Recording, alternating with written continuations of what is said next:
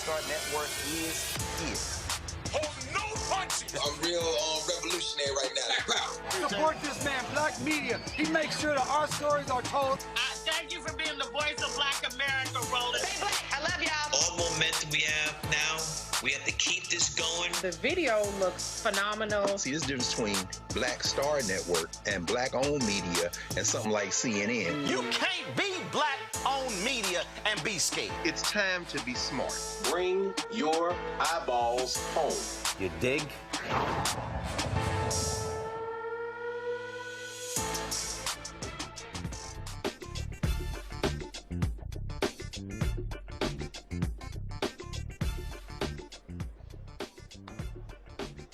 Hey folks, today's Friday, February 21st, 2026, coming up on Roland Martin Unfiltered, streaming live on the Black Star Network. I'm here in College Station, Texas, where the State Conference of Alpha Phi Alpha Fraternity Incorporated is holding their state conference. Earlier today, Congresswoman Jasmine Crockett spoke to the brothers here, and I'll also be talking to the gentleman who's going to be leading the effort to mobilize and organize Black men in this state to get out to vote in the midterm, when, of course, the primary on March 3rd, for the general election in November. Also on today's show, the attacks on DEI continue. 45 universities are cutting ties with various organizations of dealing with people of color. One in particular that helps to get African-American PhD students in universities. They are also having ties cut, including the links as well. We'll talk to the president of the PhD project about how they are being impacted by Donald Trump's attack on African Americans. Also in today's show, folks, Donald Trump got a huge loss by the Supreme Court when he declared most of his tariffs are unconstitutional. He is not happy about that, but guess what? He's got to deal with it. We'll talk about that as well. Plus, we continue to focus on the life and legacy of Reverend Jesse Jackson Sr. We'll be joined today by two historic figures. One, former MLK, first of all, former Atlanta mayor, United Nations ambassador, congressman, and lieutenant to Dr. King, Ambassador Andrew Young. Plus, we'll also talk to Reverend William Barber, of course, Bishop William Barber, with repairs of the breach. So lots to break down, folks. It's time to bring the funk. I'm Roland Martin Unfiltered on the Black Star Network. Let's go.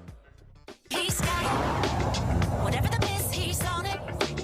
Whatever it is, he's got the scoop, the fact, the find. And when it breaks, he's right on time and it's rolling. Best believe he's knowing. Putting it down from sports to news to politics. With entertainment just for kicks, he's rolling. It's on go, y'all. It's Roland Martin, rolling with Roland now.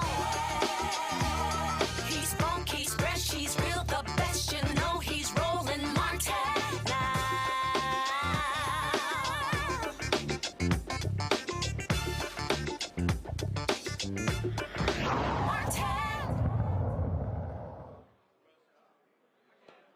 Hey, folks, I'm coming to you live from College Station, Texas, where the 62nd Annual Texas Council of Alpha Chapters is holding their state convention. Of course, I pledged here at Texas A&M, Palmacron chapter, and so the grad chapter is of course, leading this effort. And so you've got nearly 600 brothers from around the state who are here earlier today. Congresswoman Jasmine Crockett, she spoke to the brothers here. Of course, the primary, March 3rd, she's facing State Representative James Tallarico. And so those efforts are taking place. And I actually, as you can see, you see my sticker, I'll step in, you see my sticker right here. I actually voted.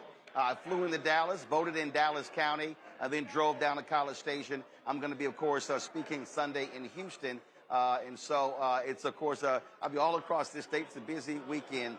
And so a little bit later in the show, we were talking to the brother who's tasked with trying to organize and mobilize alphas all across Texas. But beyond that, Black voters to make sure that they're casting their vote. In this state, African Americans have the largest number of Black voters in any state in the country. In fact, when you look at minority folks in this state, 60% of Texas people of color, yet 60% of the folks that vote in Texas are white. And so that's what's happening here. So we'll talk about that. Now, one of the things that we have been looking at and dealing with is what we have laid out, and that is the targeting of African Americans, the effort by Donald Trump and MAGA to defund Black America. And so what they have been doing is attacking colleges and universities, forcing them to make massive changes to a variety of things. Again, I'm here in College Station, my alma mater, Texas A&M University, being led by this right-wing governor in Texas, Greg Abbott, and this nutcase right-wing Lieutenant Governor Dan Patrick. They have been forcing the Board of Regents to do away with race and gender. University of Texas took some action today saying that they want to keep students from having to take what they call controversial classes. That makes no sense whatsoever. But what we're seeing here, some 45, 50 institutions are being cut. We're talking about places where they have programming that's about reaching out and increasing the number of African Americans, Latinos, Native Americans, Asian Americans in colleges and universities. Well, Donald Trump's anti-Black, anti-DEI, anti-minority administration is hitting these folks hard. And so now all of a sudden, these universities are scared to death, so they literally are cutting ties with a variety of organizations. The Washington Post had a story, if y'all have in the control room, pull that story up. The Washington Post had a story laying out these cuts. In California, they literally are cutting ties with a chapter of the Lynx. The Lynx president was quoted as saying, we didn't know anything about this, but the one that also, I saw a tweet before I came live, Clemson is cutting ties with a number of conferences. In fact, I remember I spoke in Clemson, they have actually a conference for men of color. More than likely, that conference goes out the window. So people have to understand what we are seeing is a massive attack by Donald Trump and MAGA against efforts to recruit and retain African Americans. So what have I said they're trying to do by defunding Black America? They're trying to cut off access to colleges and universities. They're trying to cut off access to contracts. They're cutting off access to grants and things along those lines. And so there is a wholesale assault on Black America taking place as we speak, and folk need to wake up and understand what's going on. Joining me right now on the show, folks, is the president of the PhD Project, Alfonzo Alexander. Alfonzo, glad to have you here on Roland Martin Unfiltered on the Black Star Network. This is it's devastating. Again, I talk about Texas A&M. That was a conference where they were sending some folks, and the whole goal of the conference is to actually recruit minority PhD candidates. Well, Greg Abbott finds out. He orders the president and says to the president, that president has since resigned, if you do not cancel the travel to this, I'm going to fire you. And so what you have right now, Alfonso, are university administrators who are scared to death because what Donald Trump is doing is saying, I'm going to take away your federal funding, your research grants, if you support any of these programming. And so talk about how these ties being cut, how is it affecting your organization, the PhD Project? Sure. Thank you for having me, Roland. And it's affecting us significantly. We have been a tremendous asset to the academic community by providing access for talented individuals that normally wouldn't necessarily know about how they could get engaged and become PhDs, which then they impact the students that come through, and students of all color benefit from having diverse faculty that they're interacting with. And so what has happened for us specifically is, we had over 200 universities that partnered with us last year prior to the changes that the administration had put in place. And now, it's less than 100 that have partnered with us in that same capacity. Some of them have been forced. Some of them were part of that list of 45 that you referenced earlier, and others because of some of the things and the information that they are having to abide by within their state.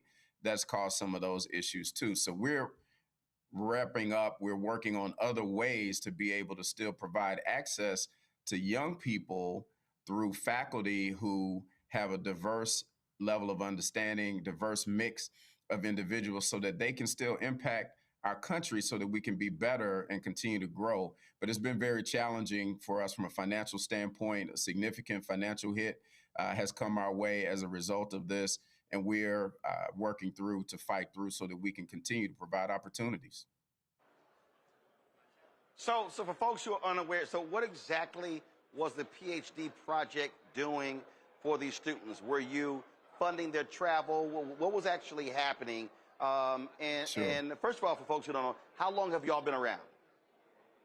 Sure. So the PhD project has been around since 1994.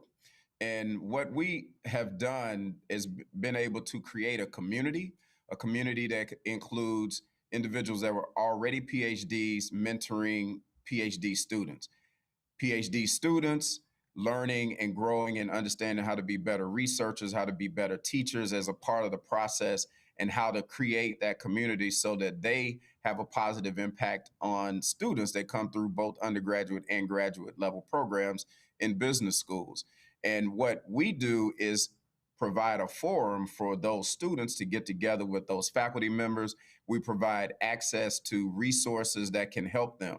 You know, one of the challenges and one of the misconceptions that was out there was that we were giving funding to students that fit certain ethnic groups, but not to others. Well, we don't provide funding. We just provide access to information and partnerships that they can then seek opportunities through those.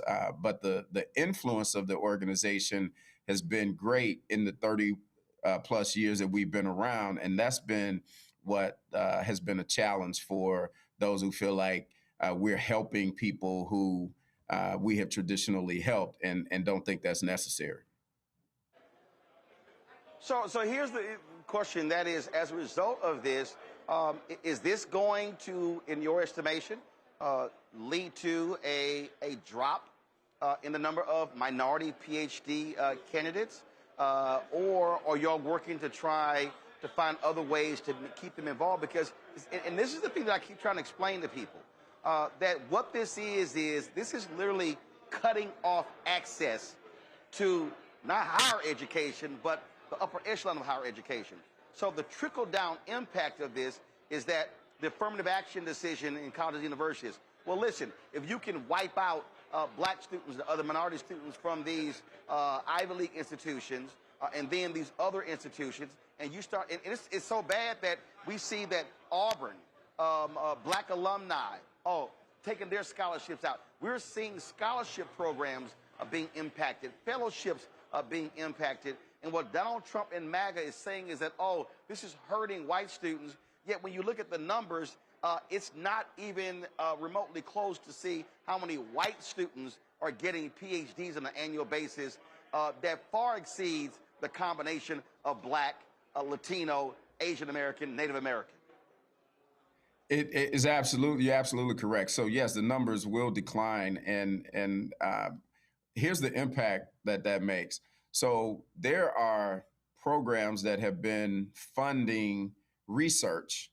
There are institutions that have been funding research, and research that helps people understand how individuals lead, research that helps people understand how businesses are built in different economies and different markets. And those funds are being cut. And so the research funding is being cut. And so if you have individuals that, let's just say hypothetically, they focused on research where they understood how women leaders lead in comparison to how men leaders lead. Well, now that is deemed as research that could be discriminatory. So the funding could be pulled from that. And then therefore, we now have a gap in learning and understanding how women leaders lead versus how men leaders lead.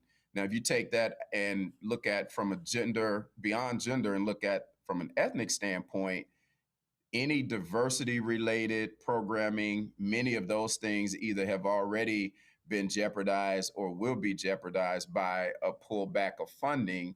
And all of that cripples the development of academia. It cripples the opportunities that people develop to understand how to be better. So it attacks the entire system from an education standpoint, and particularly those who don't normally have that access, because now if there's not funding available for them to do research or for them to get scholarships, as you mentioned, minority scholarship programs and other scholarship programs that have been designed to help even the playing field are now being restricted or taken away. And therefore, it just gives the opportunities for those who already have those opportunities to get more, and the ones who have limited opportunities to have less. Well, and not only that, what they also did is they're trying to change the requirement, if you will, or the classification of people who go to nursing school, to say that's not in the medical field. And then what they're also doing, they've capped what folks can get in terms of financial aid for those postgraduate programs. And so the problem is, if you're a black listen, we know the numbers don't lie. If you're a black student, you're a Latino student, you know, and Native American student, Asian American, you're talking about you don't have access to those dollars. And so now by capping that, folks are like, well, wait a minute. If I don't have the extra $20,000, now I can't get my PhD.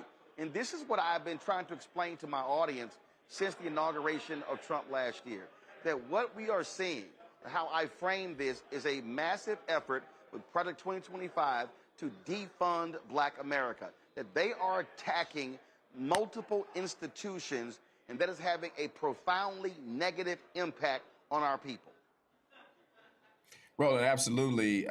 There's an organization that you and I both are affiliated, and you know, part of what we do is try to get to know the best of one another. We, through some scholarship funding, have provided hardship scholarship dollars for universities to distribute to students that are in need. We've had 2 universities to tell us that they can't accept those funds because of who those funds have been traditionally going to. So they can't even help students that are in hardship through funding from us as an organization now.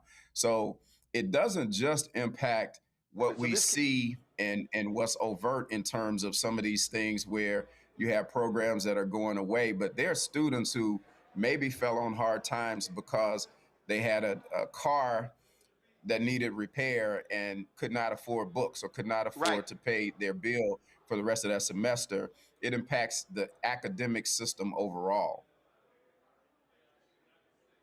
Well, first of all, you're talking about Sigma Pi Phi Fraternity Incorporated, the Boulay. I ain't got a problem actually saying it. But let me tell you, this is what Tom Joyner did. Let me tell you what Tom Joyner did. When Tom Joyner had the Tom Joyner, and this is what I think our black nonprofits are going to have to do as well. When Tom Joyner's his foundation, he did not send the money to the schools. He sent the money to the students. And I think what's going to happen is that with these organizations are going to say, well, you can no longer have your black alumni scholarship through the Alumni Association. That's where we say, okay, fine. We're going to keep our money. Then we're going to send the word out. If you're a student, if you're an African-American student, you've got a hardship, you let us know, and then we're going to do it that way. Alfonzo, what I have been saying all across this country is that this is a moment where African-Americans, to be perfectly honest, are going to have to return to how we moved and flowed during Jim Crow, where we are frankly insulating ourselves, where we are pooling our resources. And I'm like, look, he's going to be there 3 more years. The attacks on black people are going to continue. And so what we have to be doing right now is saying, okay, since y'all are putting up these barriers, we are going to find another way to ensure that our black students are going to be funded and taken care of, and they're not going to be fall by the wayside because of this white nationalist agenda that's coming out of the White House. We have to make sure that we create opportunities for everybody who deserves it, like our people, to be able to have the academic success, the opportunities that they deserve. And you and I both know that you can go to any inner city in the country and see talented young people that just need to be inspired and need an opportunity. And we've got to figure out, to the point that you made, how we work together to be able to create these opportunities and continue to create these opportunities at the lowest level of academia, so K through 12, all the way up to the PhDs. Because if we don't have the PhDs teaching, and that's why I can appreciate many of the panelists that you bring on, they help to bring knowledge in spaces that people aren't able to get them in academia right now. And with all of what you mentioned that's happening in Texas and other places where they're trying to remove certain classes and certain opportunities for people to know and understand how to better integrate or to better live on their own academically, then we have to fill those gaps. And to your point, the way we fill those gaps is we bond together and work together to figure out new ways to be able to create opportunities for success. And that's part of what we're trying to do now with the PhD project. We realize that we have to create new programs that are self-funding. Yep. We have to also call upon the alumni who have come through our programs to help us with funding to replace the funding that the universities had typically given us as part of the partnerships that they aren't able to do at this point. Absolutely. Give folks the website if they want to be of assistance to the PhD project. Sure. It's www.phdproject.org. And we have an area there where you can join what we call the Vanguard Society. And the Vanguard Society is just people that are interested in helping to propel academia through the programs that we offer. Again, that's phdproject.org. The Vanguard Society has a specific page there, and you can join us and really be engaged in supporting us. Even if you're not a person in academia, but you're a person that's interested in educational access for all, that's what we're trying to protect and build and grow upon. All right then, Alfonzo Alexander. I appreciate it, bro. Thanks a lot. Hey, thank you, and I'm glad that all of that other black and gold left from behind you, because the purple and gold is really what we like the best. Hey. No, first of all, let's be clear. It's alphas all around here, so you know we outnumber y'all omegas at any time except in prison. Oh, no, that's not right, man. See, things just got better in 1911. They started in 06, but in 11 they got better. You opened that door. Thank you for having me. You opened that door. I was not trying to go there, but I closed that door. Hey, you got the mic last, so I'm going to quit while I can. Yeah, and the only reason I'm not rocking Alpha shirt today because tomorrow is the 61st anniversary of the assassination of Malcolm X, and his daughter Ilyasa Shabazz sent me this shirt in their partnership with Active Black. That's the only reason you ain't seen me dripping in black and old gold. And don't remember, hey, don't forget, y'all Lanny took is one of my favorite. Lanny is one of my favorite people in the world, man. So thanks for supporting him. And you guys have a great convention. And sometimes you got to give some love where it's due. I appreciate it. Thanks so much. Let's bring in my panel. Matt Manning, civil rights attorney out of Corpus Christi, Texas. Winkuni Siant, she's the co-founder of Politicking out of D.C. Michael Imhotep hosts African History Network show out of Detroit. Glad to have all three of you here. Winkuni, I want to start with you. Again, I'm trying to explain to people, this is a direct attack on Black America, and people need to stop playing around and wake up to see what is going on by Donald Trump and MAGA. This is a white nationalist administration that does not want to see black folks succeed. The number one way that you address and dismember a black community is to start with their educational system, Roland. This is why they wouldn't let black people read back when we were enslaved peoples. And so now they're doing the similar thing by trying to dismember organizations like the PhD Project, by severing them, by cutting their funding, by making universities scared to partner with them. My question, Roland, would be, why aren't we looking into organizations like Turning Point USA that are all over college campuses throughout this nation?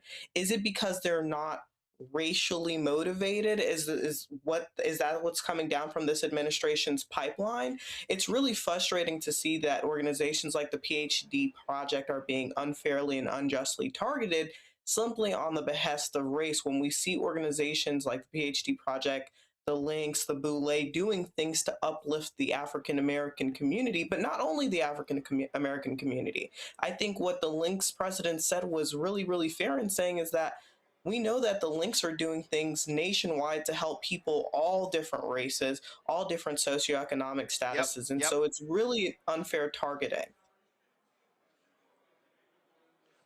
Look, Matt, I mean, I've got some folks who are concerned that they're going to come after black Greek-led organizations. And here's the deal. Alpha was integrated before the armed services was. I mean, and so but people have to realize that, again, there's a bullseye on the target of black people and all minorities. And what they want to drive is a white agenda, and that's what this is all about, by trying to cut off access to colleges and universities.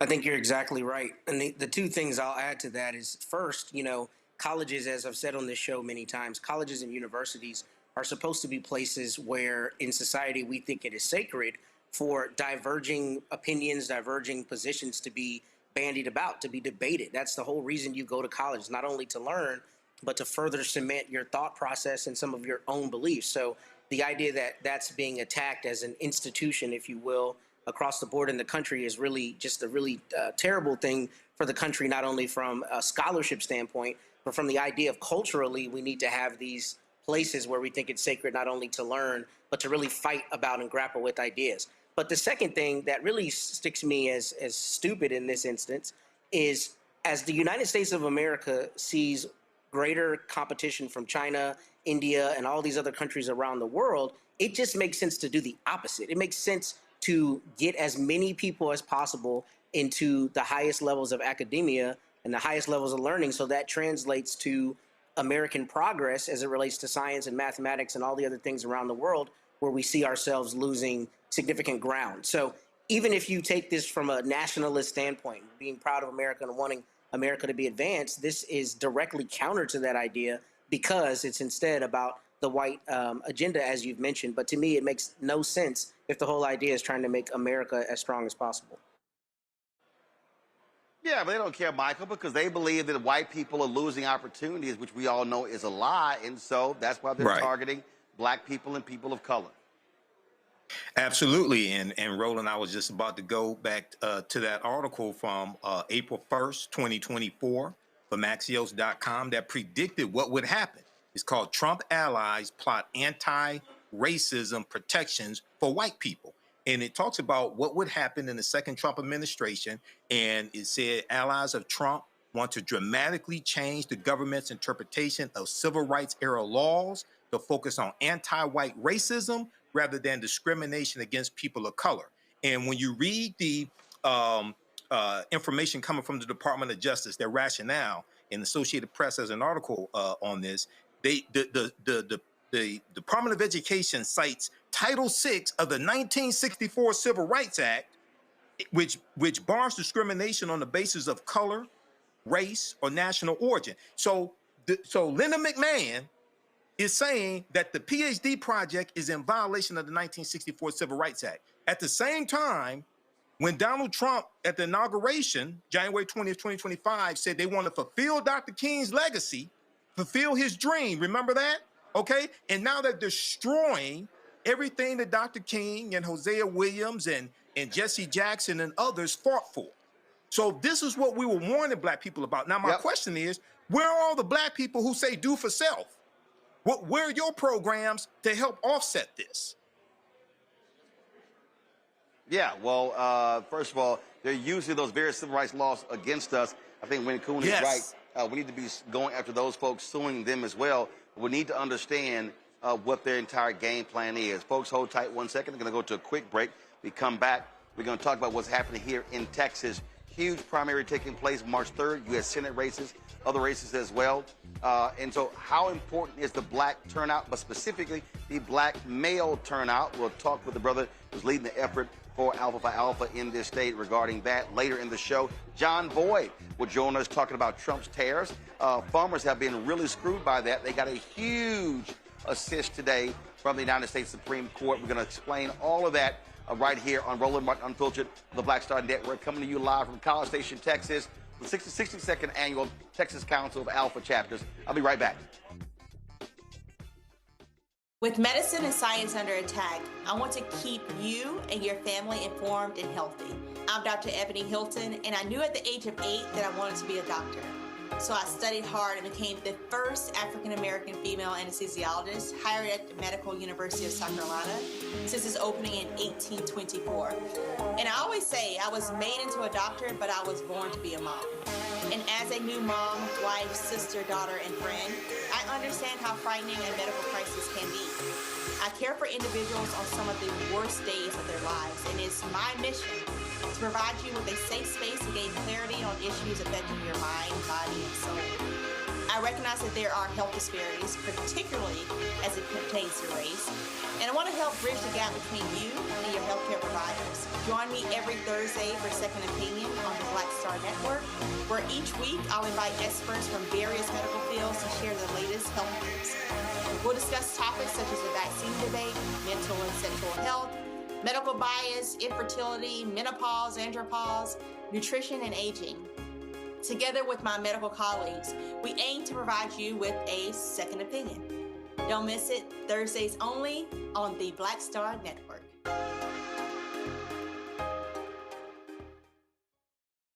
What's up? It's Talib Kweli. I'm CEO. This is the Black Star Network.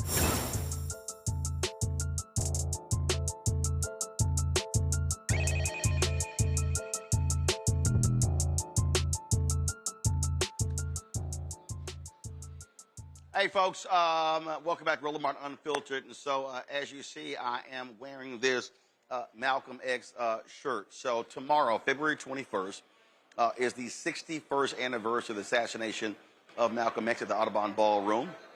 I was texting his daughter, Ilyasa Shabazz, and I said, hey, I wanted to wear something for your father. And so they have a partnership, as you can see right here, with the folks at Actively Black, and so you see right here. And so she sent me a couple of great items. And so first and foremost, let's pull up the graphic. She is going to be it's going to be a program tomorrow taking place at what is used to be the Audubon Ballroom, where they're going to be, of course, commemorating that event. So if y'all could show that, that'll be great. And so if you go to the Eventbrite, you will see it right there. And so the 61st annual commemoration of El Hajj Malik El Shabazz. So that's taking place again tomorrow.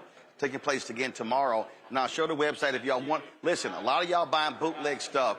If you're going to buy Malcolm X gear, buy it from their site, because the funds are supporting that location and the programming they have there as well. So if y'all have the website, so please, this is the Actively Black website. So they have a number of, so the partnership with the Shabazz family. And so the proceeds, they get a portion of that. So please, if you're going to wear Malcolm X gear, please support them in doing that. Folks, as I said, I'm here in College Station, Texas. As you see, I landed earlier. I'm still registered to vote in Dallas County. So I flew to Dallas, voted, and then drove here to College Station, where my frat, the Alpha, is a meeting for their state conference. Nearly 600 brothers are here. You got regional conferences that are coming up as well this year. And listen, we're in an election. We're in the election year, and I've been making a point that what we have to understand is that we have to be maximizing our power, especially in a state like Texas. Texas has more eligible black voters than any state in the country, around 4.5 million. The problem is, when you look at turnout, we're not maximizing our numbers. Y'all have heard me say numerous times that we should be trying to hit a 70% minimum threshold. And so when we are voting at 48, 50, 52%, then what then happens is we're not maximizing our vote. The reality is this: if we're voting here and white folks are voting here, also we take it up, we actually win. In this state, Black, Latino, Asian American, Native Americans comprise 60% of Texas. Yet of the people who actually vote, 60% white.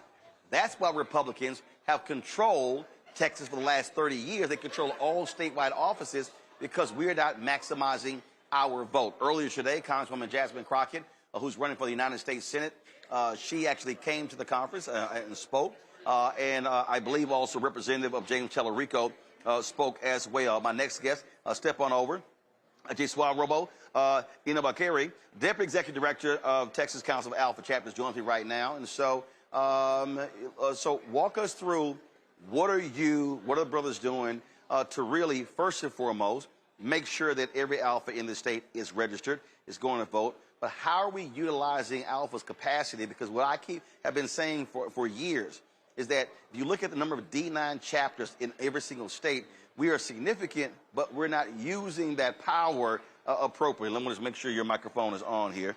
I don't think I turned it on. And so I just think that a big issue for me is that we talk about GOTV efforts and things along those lines, but we can actually be doing more.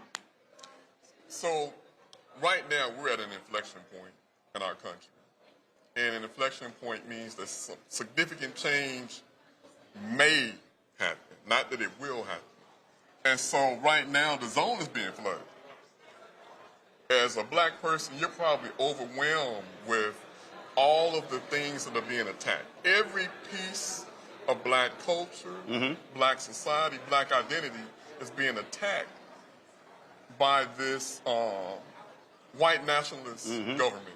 Just slide this right here. Keep going, keep going. And so what we have to do is we have to, one, you're right, make sure that every brother is voting. So we have to make sure that every brother is knowledgeable of the issues. Next, we have to go out into our community and help those in our community understand where their pain point is on the ballot. Right. Because if we can tie their pain to an elected official that's causing it and a candidate that can relieve it, then we can then motivate them to go out and vote. Well, look, when I voted today, there were several constitutional amendments that were on the ballot. One of them talked about Medicaid for all. Another talked about an affordable living. And so those are on the ballot. Typically, again, people ignore propositions. But this is how we can change that. And what I have been saying is that it's not just a question of, okay, hey, we hope folks turn out. It's also how we actually do it. And I think what Alpha and other D9 chapters can do is go get the voter data and break it down by precinct to say, okay, how many people are eligible in this precinct, how many people voted in this precinct, and now we can now go door to door in this area versus trying to do what I think are a waste of time, larger GOTV efforts where you're not actually reaching people. That's what we're doing in Fort Worth. We're actually taking that voter data and we're doing maybe once or twice a month. We're going and we're knocking on doors and we're doing door hangers. And that's something that we're trying to talk to other chapters to get them to do because of the fact that if you're looking at the numbers and you're seeing those who haven't voted that could vote, that's low-hanging fruit there. Right. And like you said, right now, all we have to do, we can get our voting up to 70%. You can see dramatic change in the state of Texas. Now, when you talk about trying to get the other chapters, are y'all establishing a template and saying, hey, this is already tried and true, follow these 6-8 steps. You don't have to sit here and recreate the wheel. Follow these 6-8 steps. This is how you do it. You implement it. Then you're going to see the results. Yes, we have a statewide committee that's talking about best practices and is doing things such as that so that we can align our chapters so that when we are trying to approach this voter turnout, right now, because of the fact that it's game time, there's no time to recreate the wheel. We have to go with what already works, and so that's what we're doing. You said in Fort Worth, first of all, every black organization should be locked and loaded in Fort Worth. You've got a racist DA there who's been trying to put Crystal Mason in jail, in prison for the last 9 years. That man's on the ballot. You've got a racist county judge who led the effort to block Elisa Simmons. They gerrymandered her district. She's now running against him. And so this is one of those moments where every you've had black folks run for mayor of the positions. This is where, again, black organizations must be saying, we're going to hit every brother and sister in Fort Worth to take those folks out because they are a detriment to black folks in Tarrant County. I was in Alicia Simmons' district until I got gerrymandered out. So I'm a victim of it myself. So you're definitely correct. And the thing is that there are enough votes right now in Tarrant County for Alicia Simmons to win. The thing is that we have to get those voters out. Yep. Black people alone, there are enough votes. And so the thing is that we just have to focus. This is not the time to get distracted. This is not the time to get sidetracked with different squabbles. We got to focus on a unified mission right now. Right, and also, again, we look statewide, East Texas, rich in votes, but again, not always organized and mobilized. And so this is a massive effort. Obviously, it's a huge state, 254 counties. But what I always say, we have to maximize where our people are. And when you look at black folks in Texas, you really are talking about Harris County, Dallas County, Travis County, Tarrant County, East Texas. That's where we are now. We're in other parts as well. You talk about Longview and all other parts of the state, but if we lock in low in those places, we can actually see the change. So hopefully we'll see a lot of brothers out there in the black and gold. And the point I keep saying to your point about the community, one of the reasons people complain about D9 because they don't that we are so insular in our own business.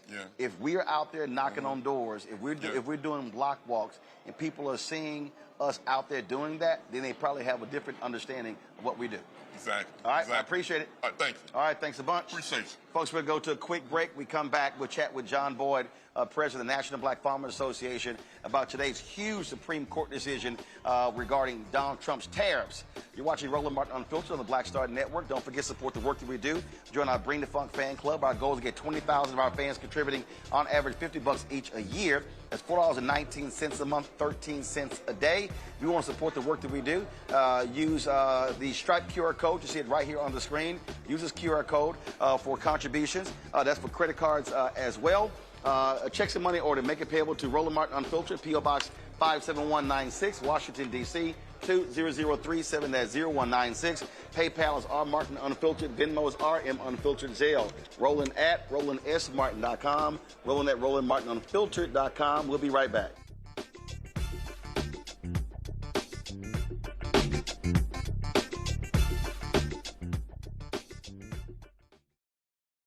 I'm Brittany Noble, Midwest-born, HBCU educated with experience in newsrooms across the country. Well, I've teamed up with Roland Martin to bring to you The Breakdown. This isn't just news. It's our stories, our voice, our community. Join me for The Breakdown, Monday through Friday at midday, only on the Black Star Network. Hi, I'm Swing Cash, Basketball Hall of Famer, and you're watching Black Star Network.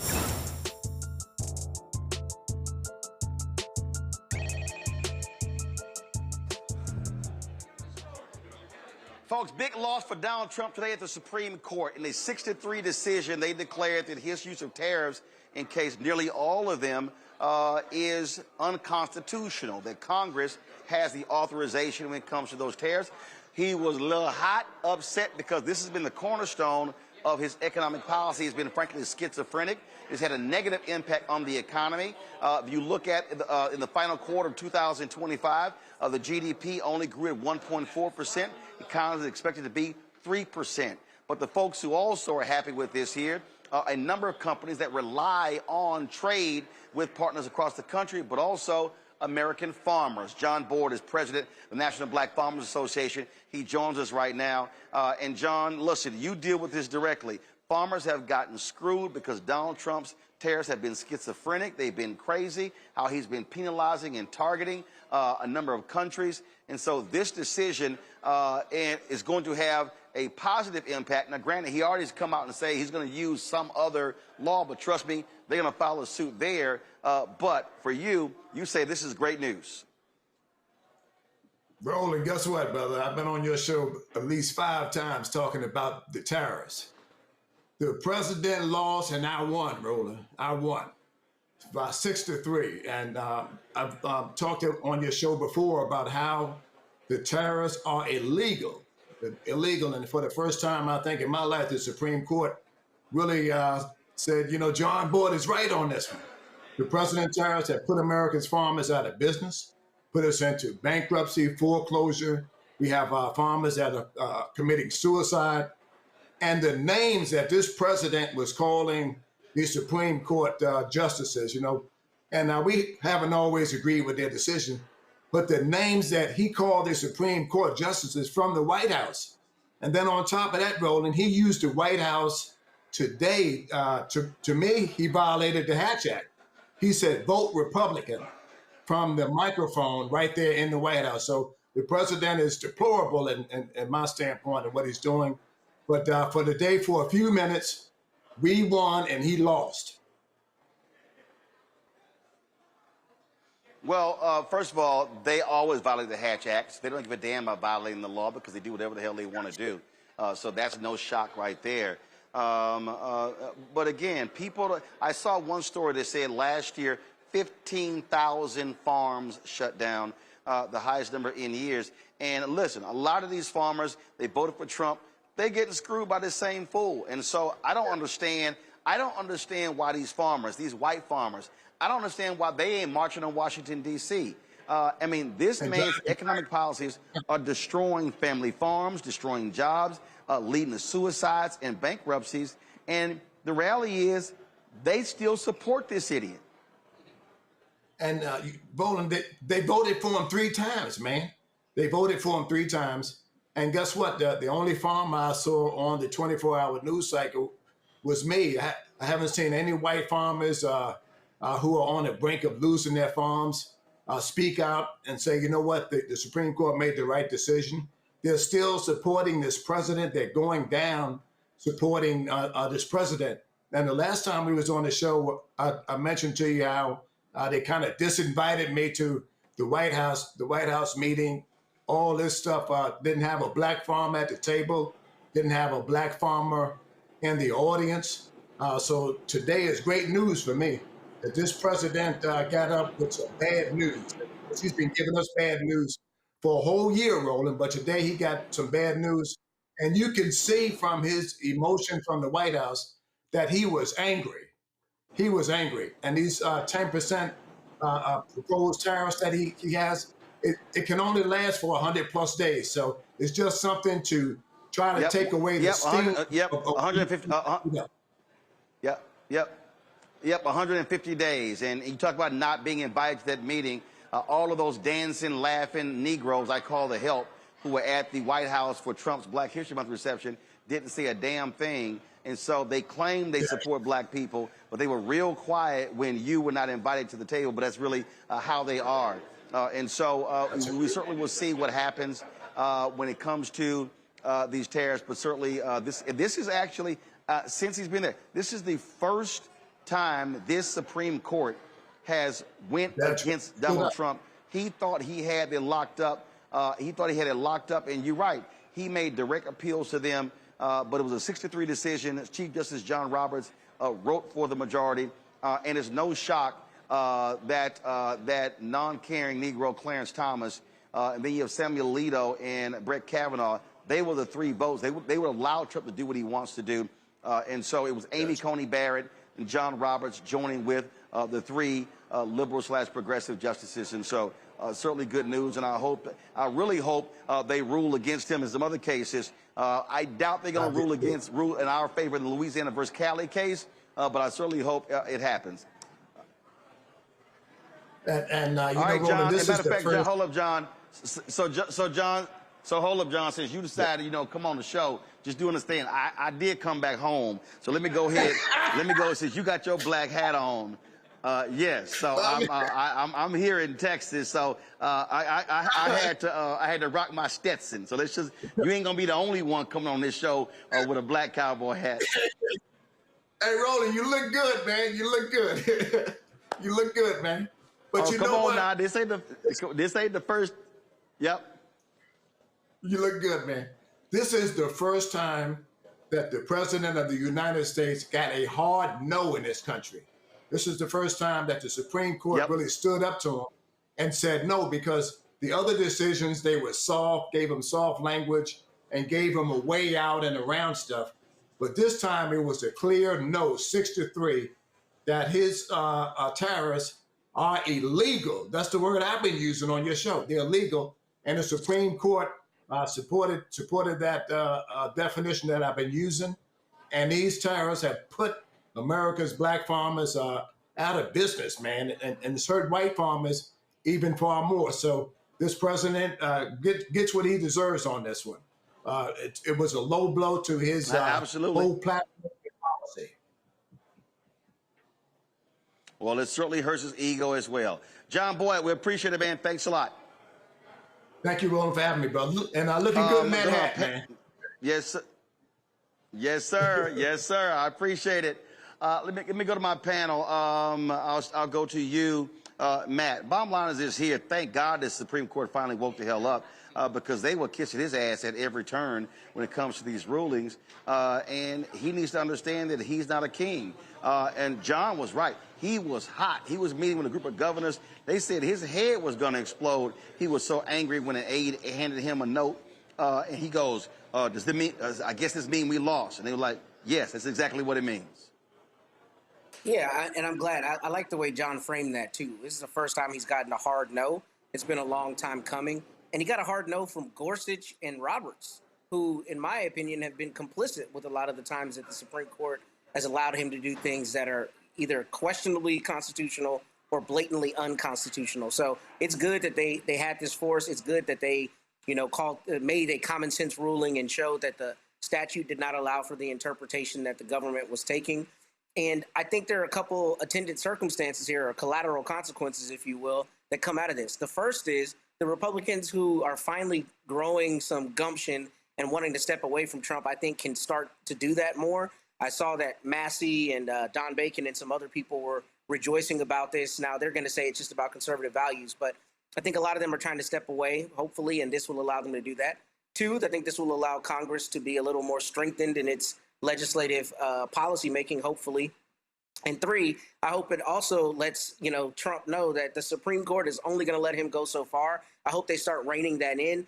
And I think it shows that if you are a part of the Trump administration or aligned with them, you're only as valuable to them as long as you're providing them the value that they want. I mean, for the president to call the justices that ruled against him, quote, disgraceful, these are the same people he would be lauding if they let him do what he wanted to do. So that shows it's about him getting his way, not about a true value. And hopefully people start stepping away from that plantation.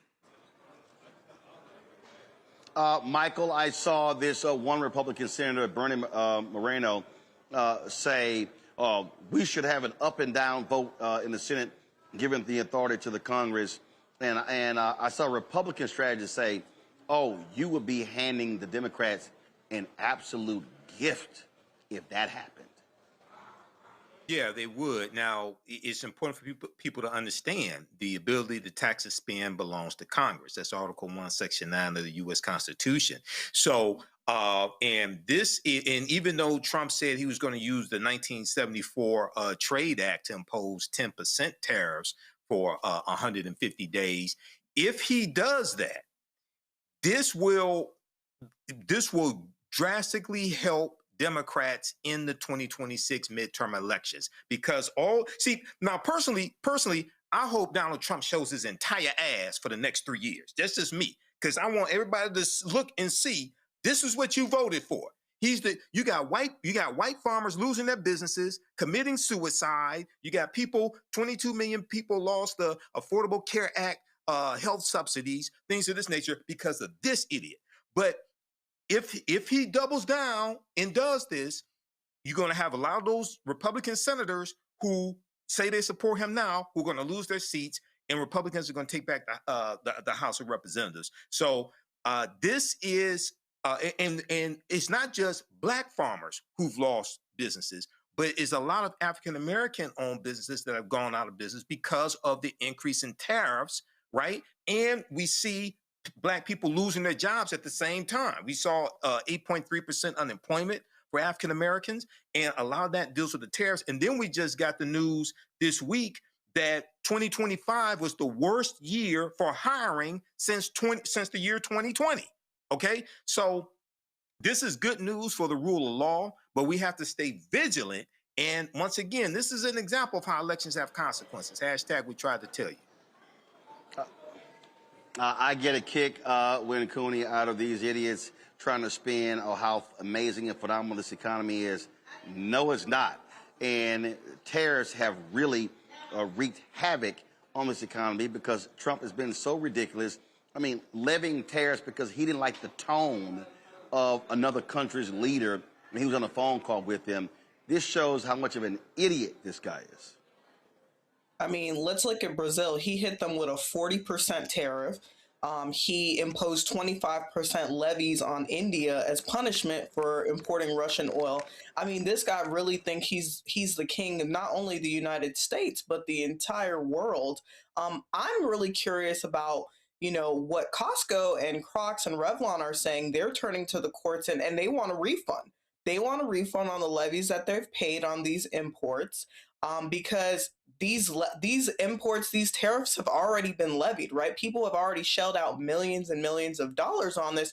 So what happens to the major companies that don't have their money back now, right? And so the United States Treasury would be in complete havoc if all these companies started seeking their refunds. But I think they really need to, because quite honestly, I think now that it's been declared illegal officially by the Supreme Court, there should be some sort of justification for people who've been spending their money on these illegal tariffs. The average household, Roland, if we go from companies to individual households, has lost $1,700 in real income.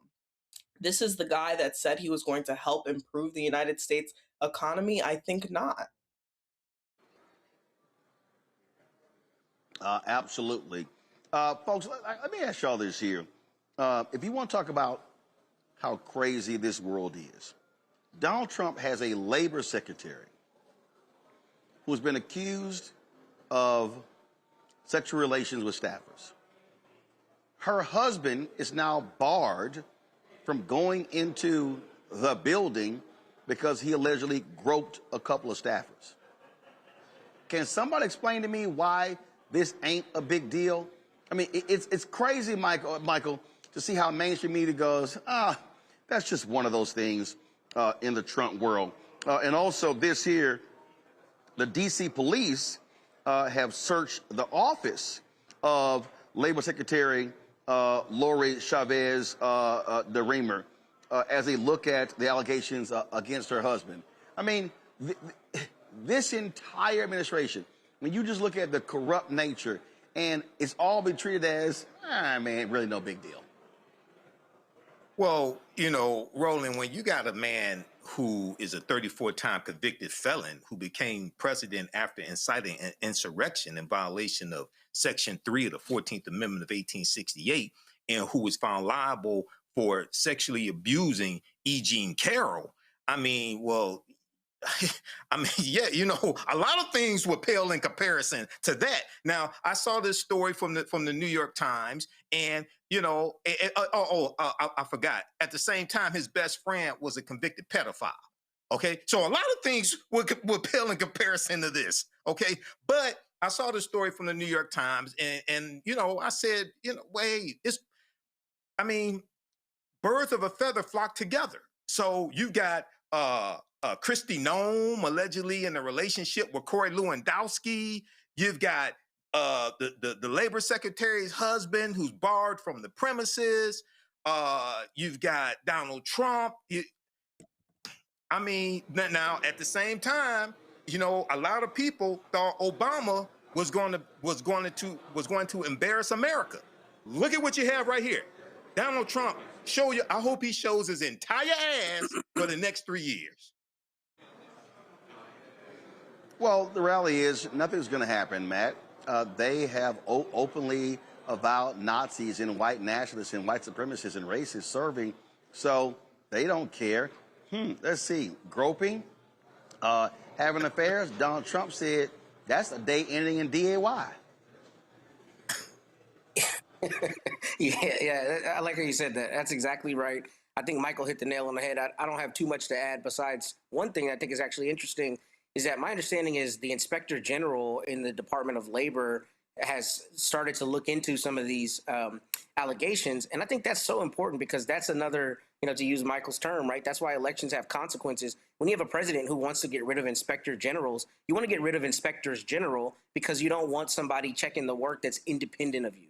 So if this ends up being substantiated as an allegation, it's proof positive as to exactly why you need independent arms of the government that can't always be, you know, subject to the president's will or some other powerful person's will or whim, because what they do is they take away accountability. So if there is some meat on this bone here to these allegations, if the Inspector General is the one that uncovers it, that shows exactly why it's important to have those roles. And I think you're also right. I think this has just kind of become old hat. I mean, on one of the last episodes of this show that I was on, we talked about a potential candidate or person they were trying to nominate to go in front of the United Nations who talks about the Great Replacement Theory.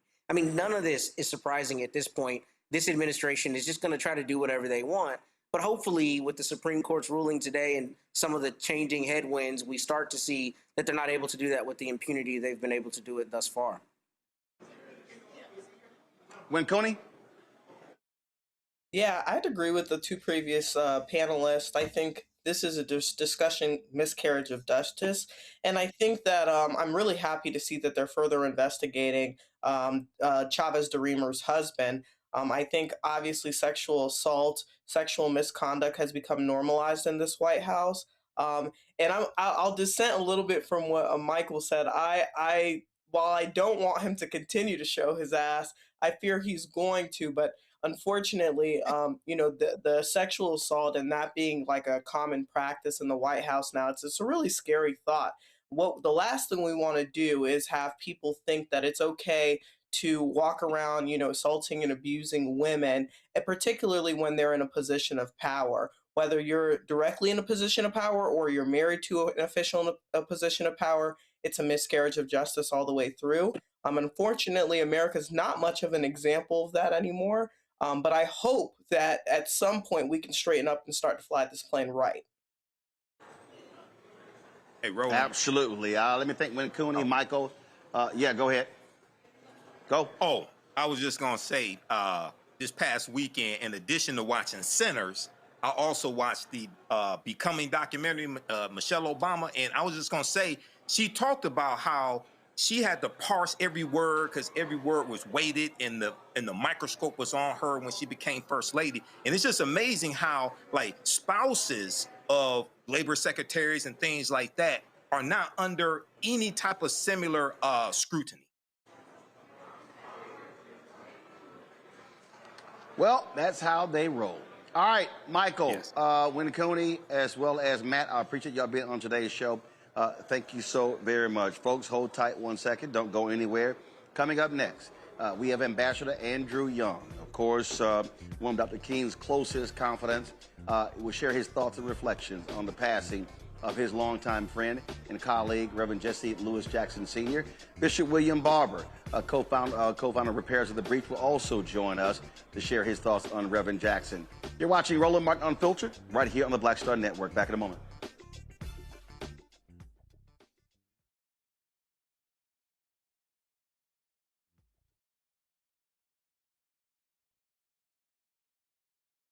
Pull up a chair, take your seat. The Black Tape with me, Dr. Greg Carr, here on the Black Star Network. Every week, we'll take a deeper dive into the world we're living in. Join the conversation only on the Black Star Network. My name is Bill Duke, and you're watching Roland Martin Unfiltered.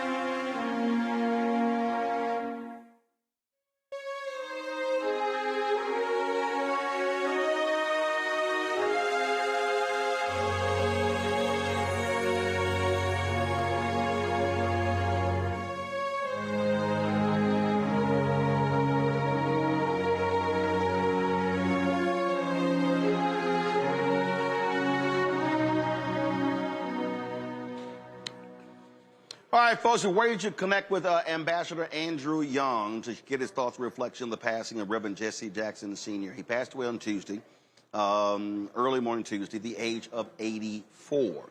So we'll be talking this hour with Andrew Young as well as Bishop William Barber. But last night, I broke the news that House Speaker Mike Johnson declined the request by Democrats for Reverend Jesse Jackson Sr. to lie in honor at the U.S. Capitol Rotunda. Now, keep in mind, there's only 4 times in American history that citizens have lied in honor. Now, an official lies in state, citizens lie in honor. Rosa Parks was the first, Billy Graham was the second, and the 2 cops who died in the aftermath of January 6th, they also got that honor as well. In terms of politicians, black politicians, former Congressman Elijah Cummings was first. Congressman John Lewis was second. Congressman Cummings lied in honor in Statuary Hall. Lewis, they happened during COVID, so they had him on the east steps because he was initially supposed to be in the Capitol Rotunda, but he was in the east steps of the Capitol. So media has been reporting in left and right, but the reality is I broke it last night. I got a source who told me that, and I got it confirmed on Capitol Hill as well. And keep in mind that these Republicans, Donald Trump lowered the flags in this country, lowered to have staff in honor of Charlie Kirk. A lot of people have been commenting on social media, Charlie Kirk did not lie in honor at the U.S. Capitol. The flags were lowered. Trump has made no such declaration. And you have this going on right here. Let me know when we get the panel back. I want to get them to weigh in here. I mean, the reality is, so this is what Speaker Johnson said. They claim they really went back to the old rules that only presidents, the honor of lying in state or lying in honor is only reserved for former presidents who pass away. But the reality is, leadership can change whatever rule they want to. Democrats did that. They made other exceptions, and so those things have happened. But that was the decision that was made. Been a lot of talk, a lot of chatter on social media about how the Republicans are, frankly, not properly acknowledging the contributions of Reverend Jesse Jackson Sr. But there's no shock to me that they would do this, that they would not honor Reverend Jackson in this way, because he was a thorn in their heel. But in the reality is they're not going to go above partisanship at all. So you got that going on. Also, keep in mind, we told you last night we had Congressman Jonathan Jackson on the show. And so the funeral plans of Reverend Jackson have been released. They're still affirming up. So we're still waiting to get the details of when he's going to lie in state at the South Carolina Capitol and what's going to be happening here in Washington, D.C. He will be lying in state at Rainbow Push in Chicago on Friday, February 27th. And then, of course, the following week, March 4th, March 5th.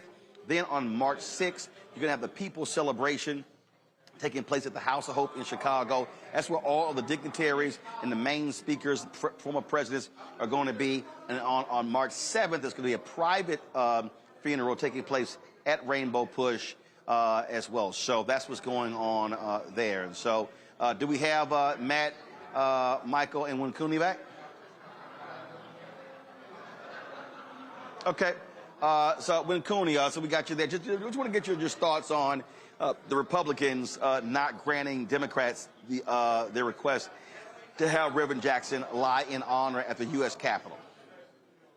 Honestly, Roland, I think it's just another explanation of how how nonpartisan this House has become.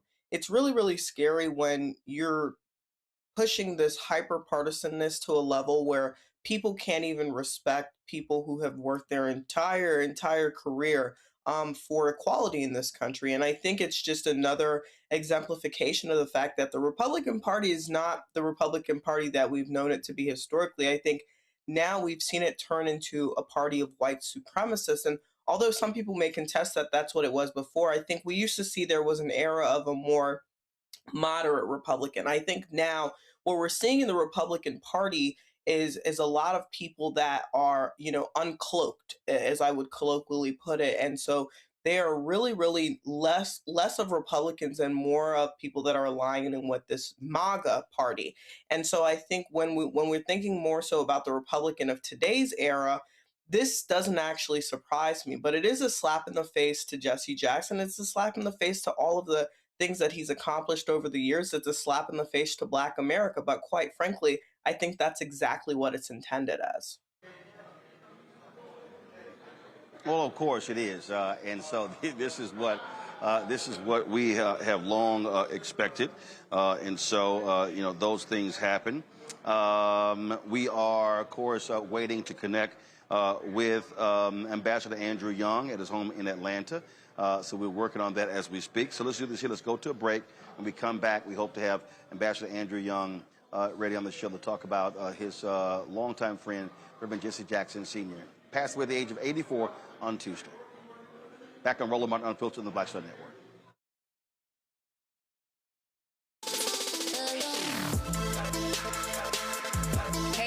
Welcome to The Other Side of Change, only on the Black Star Network and hosted by myself, Rhea Baker, and my good sis, Jamira Burley.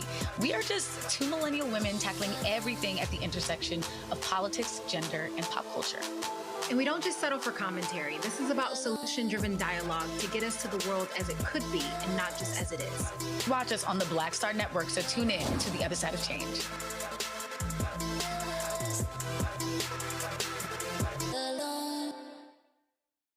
With medicine and science under attack, I want to keep you and your family informed and healthy.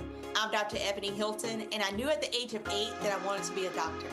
So I studied hard and became the first African-American female anesthesiologist hired at the Medical University of South Carolina since its opening in 1824. And I always say I was made into a doctor, but I was born to be a mom. And as a new mom, wife, sister, daughter, and friend, I understand how frightening a medical crisis can be.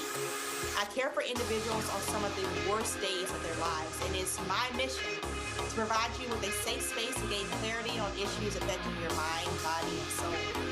I recognize that there are health disparities, particularly as it pertains to race, and I want to help bridge the gap between you and your healthcare providers. Join me every Thursday for Second Opinion on the Black Star Network, where each week I'll invite experts from various medical fields to share the latest health news. We'll discuss topics such as the vaccine debate, mental and sexual health, medical bias, infertility, menopause, andropause, nutrition, and aging. Together with my medical colleagues, we aim to provide you with a second opinion.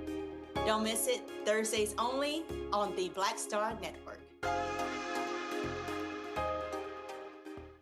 Pull up a chair, take your seat. The Black Tape with me, Dr. Greg Carr, here on the Black Star Network. Every week, we'll take a deeper dive into the world we're living in. Join the conversation only on the Black Star Network.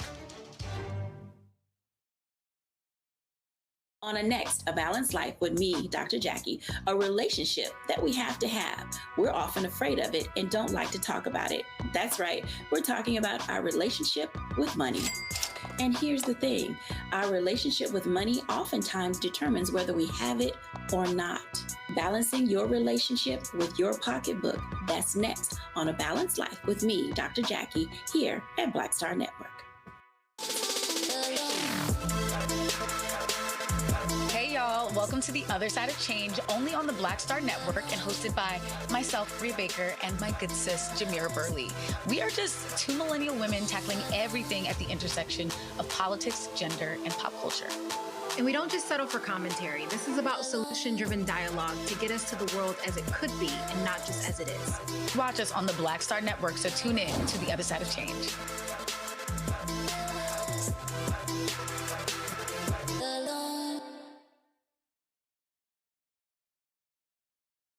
Hey, I'm T.D. Jakes, and you are watching the Black Star Network.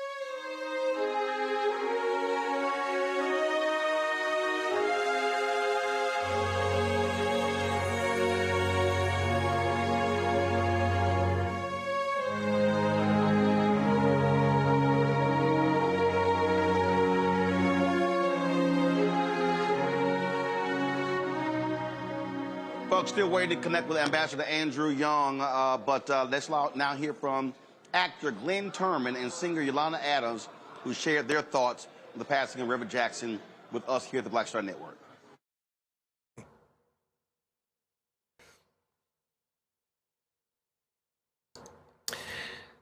Richard Roundtree, Shaft, had the coolest afro of the 60s and 70s. There was only one man who had a cooler afro than Richard Roundtree, and that was Reverend Jesse Jackson. He had style. Oh, he was cool. We'd watch him at different functions where he'd speak and captivate the audience, mesmerize them, and get them to understand the importance of the moment. All with great style But he had something else that I didn't realize until actually the 80s. I ran into him once again. We had been friends and had come across each other's paths several times, but this particular time I was on tour with a stage play going from state to state. And our paths was crossed because he was also crisscrossing the country, running for president of the United States. And it was then I realized how much courage Reverend Jackson had, because he would step on the elevator with these guys surrounding him, his bodyguards. And it was then that I realized, whoa, this man is serious.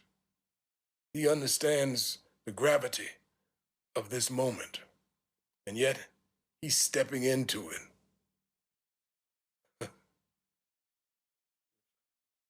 Pure courage.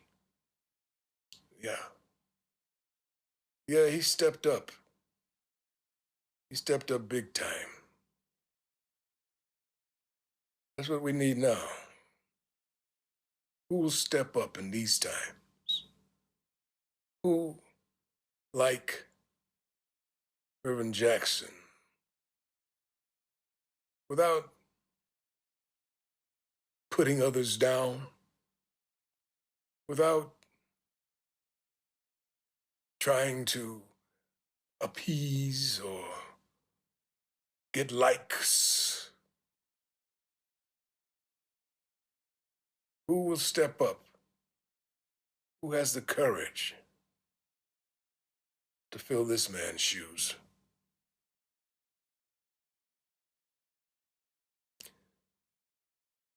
Reverend Jackson, he kept hope alive. I'm gonna miss you. Hey everybody, it's Yolanda. Thank you, Roland, for this opportunity. I cannot, man, the last time I saw Dr. Jesse was at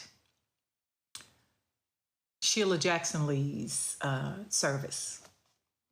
And they were moving everybody so quick and fast and everything. I didn't get a chance to give him a hug because I always, whenever I would see him, I would always give him a hug. We go back so far, many, many moons ago in the, late 80s, early 90s, when I would come to Chicago and he would come to the concerts, and then he invited us to different functions like prayer breakfasts and things like that. And he became a really hardline supporter of everything that we did. Of course, he loved gospel music, loved music, period. I just, I knew as his health was fading, we wouldn't see him around and about as much. But I'm just grateful that the pain is gone, to the Jackson family, to all of the people who have been touched by his life, his legacy, his laughter, his corny jokes. I know I'm not the only one, because Dorinda and Lady Tremaine and Dr. Shirley Caesar, of course, Donnie and Kirk, I know they've sent you videos and stuff, but this one is a tough one, because we all love and appreciate Dr. Jesse Jackson. So y'all be blessed, and let's continue the fight, okay? Because we won't be satisfied until everyone is treated equally and with the same amount of love all over the world. All right? Thanks. Folks, Pennsylvania State Senator Vincent Hughes also shared his reflections. Hey, everybody. As you know, we've lost one of the giants of American history, of international history. The Reverend Jesse Jackson just made his transition. Obviously, our thoughts and prayers and condolences go out to his family. And we want to make sure that we're embracing them through this very difficult time. You can never be prepared for a moment like this. There's a lot that can be said about Reverend Jackson. Reverend Jackson had a very close relationship with the city of Philadelphia and the Commonwealth of Pennsylvania. He spoke on the floor of the House of Representatives to the entire body when he was a very young man, before he made his runs for president of the United States. He is an individual that didn't watch history being made from the work he did with Dr. King all the way up to present day. He didn't just watch history being made. He made so much history, as I said, from watching the Voting Rights Act getting signed into law to, in fact, standing there in Chicago as Barack Obama walked across the stage, having won the election for president in November of 2008. Reverend Jackson was clearly fundamental in all of those spaces, in all of that time, making history, not just watching it. And there's so much more to be discussed about Reverend Jackson, but it's a lesson for all of us that we should not stand on the sidelines, that we should always be engaged in the, if you will, the passion and the action of our times. Don't let someone else write the history. You write the history. You create your story. You fight for the justice that we all deserve to live in. In fact, maybe the best testimony, the best way we can salute his work is to make sure that everybody is registered to vote, that everybody is speaking truth to power, and that we're not just registered to vote, that in fact we go ahead and vote. We go ahead and vote. You want to send a tribute to Reverend Jackson? That's probably the best one that you can send. Thank you, Rev. Thank you so very much for having such an impact on so many, including me. All right, folks, I want to give Win Cooney and Michael opportunity to share their thoughts on the passing of Reverend Jackson's life and legacy. Win Cooney, you first.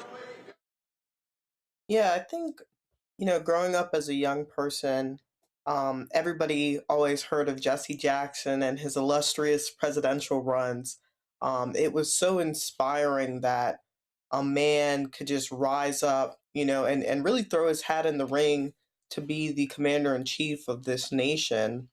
And I think at that time in life, that was a position that was still held in the highest reverence, right? And I think what Jesse Jackson did was solidified the notion that we could be in those spaces. And he championed that, even though he didn't win that election. I think he won in the hearts and minds of many Americans, and really opened the door for people like Barack Obama to later run and successfully win the campaign for president. Not only that, but Jesse Jackson acted as a mentor to so many different civil rights leaders and champions, and particularly at this time in American history where we see a dearth in leadership, I think we really look through the Reverend Jacksons of the past to see, who our future leadership will be. I think we need more courage, as some of the previous speakers might have mentioned, is we need to be courageous in this time, and who will take up the mantle where our greats and our champions have fallen. And so I think this is a time of pause and reflection within the African American community to really think about Jesse Jackson's legacy, the legacy he left, and the legacy that's to come. And it's not just his children that are mourning a champion and a giant, but the Black community and Black America as a whole. And I think we need to challenge ourselves with the question of who will be the next Jesse Jacksons, the next Malcolm X's, who will be the champions of this new era and this new generation, because it's really pivotal that we identify those in order to move forward in these really challenging and perilous times. Michael. Yeah, this is a big loss, and I'm a little older than Wayne Cooney. So I remember when I was a kid growing up in the 1970s, I had an afro as well. And, we grew up with Muhammad Ali. We grew up with Reverend Jesse Jackson. I remember seeing Reverend Jesse Jackson on Sesame Street. Now, I may have not been when it originally aired, but I was a kid and, I was watching Sesame Street. We saw him then. I remember hearing him talked about on the TV show Good Times, because I remember when all those episodes of Good Times, most of them originally aired. And, he was the bridge between the assassination of Dr. King and then going into the 1980s. I remember seeing him on the TV show A Different World. Okay, I remember when that originally aired, seeing that. I remember 1984, 1988 when he ran for president. That was something huge for us, and even the Nation of Islam with telling Black people to vote for Jesse Jackson.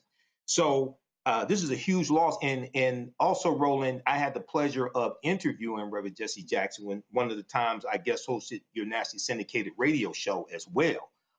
So that was an experience. But something that people don't talk about a lot is that it was around 1981, that Coca-Cola economic boycott, which built upon what he did with Operation Breadbasket in Chicago. And that was one of the most successful economic boycotts African Americans have had since the Montgomery bus boycott. And a lot of people don't talk about that. It was about a month long. I remember seeing stories about it on like ABC News and things like this in early 1980s. And it was about a month long economic boycott. We stopped buying Coca-Cola. And it led to Coca-Cola bottling distributorships for African Americans, more jobs for them, things of this nature. So that was one of the most successful economic boycotts we've had, and you don't see a lot of that coming from civil rights organizations now. He did that, I think, if I remember correctly, that was Operation Push. Because he started Operation Push when he left SCLC and Operation Breadbasket. So this is a huge loss, and I echo Glenn Turman about who's going to fill his shoes. It'll probably be a collective that does it, a collective organization, but we need to really study Jesse Jackson. You don't have to agree with everything he said or did, because I had some disagreements with him, but this is somebody powerful to learn from. And then after the 1988, even though he lost in 1988, didn't get the nomination, he was able to get the Democratic the Democratic Party to change and go to the proportional vote. And that helped go from winner take all, go from winner take all to proportional. Absolutely. Yes. Exactly. I got to go to a break. I got to go to a break. Let me thank Michael McCooney for sharing your thoughts. I appreciate it. Thank you so very much. Let's go to a quick break. Hopefully we can sort out the technical issues with Ambassador Andrew Young. If not, we'll come back with my interview with Reverend Jesse Jackson leading up to MLK 50 in 2018, which commemorated the assassination of Reverend Dr. Martin Luther King Jr. On that Lorraine Motel balcony in Memphis, Tennessee. You're watching Roland Martin Unfiltered on the Black Star Network.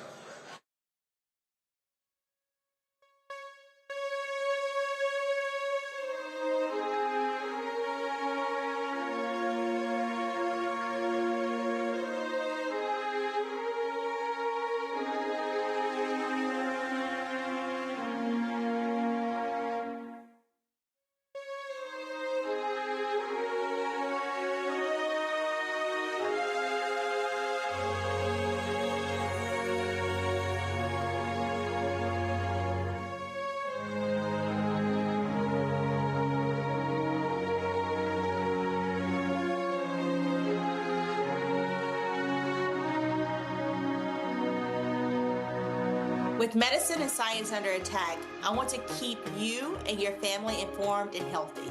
I'm Dr. Ebony Hilton, and I knew at the age of 8 that I wanted to be a doctor. So I studied hard and became the first African-American female anesthesiologist hired at the Medical University of South Carolina since its opening in 1824. And I always say I was made into a doctor, but I was born to be a mom.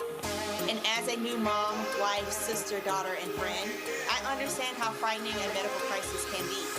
I care for individuals on some of the worst days of their lives, and it's my mission to provide you with a safe space to gain clarity on issues affecting your mind, body, and soul.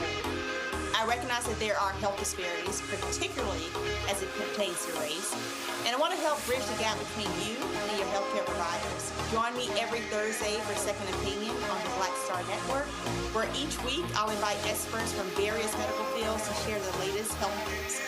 We'll discuss topics such as the vaccine debate, mental and sexual health, medical bias, infertility, menopause, andropause, nutrition, and aging. Together with my medical colleagues, we aim to provide you with a second opinion. Don't miss it, Thursdays only on the Black Star Network.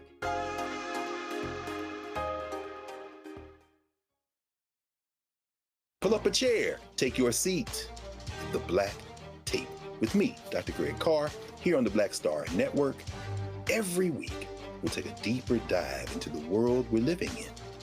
Join the conversation only on the Black Star Network.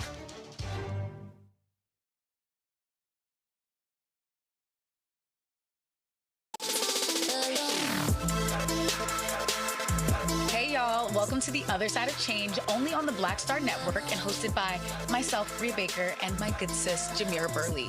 We are just two millennial women tackling everything at the intersection of politics, gender, and pop culture. And we don't just settle for commentary. This is about solution-driven dialogue to get us to the world as it could be and not just as it is. Watch us on the Black Star Network, so tune in to The Other Side of Change.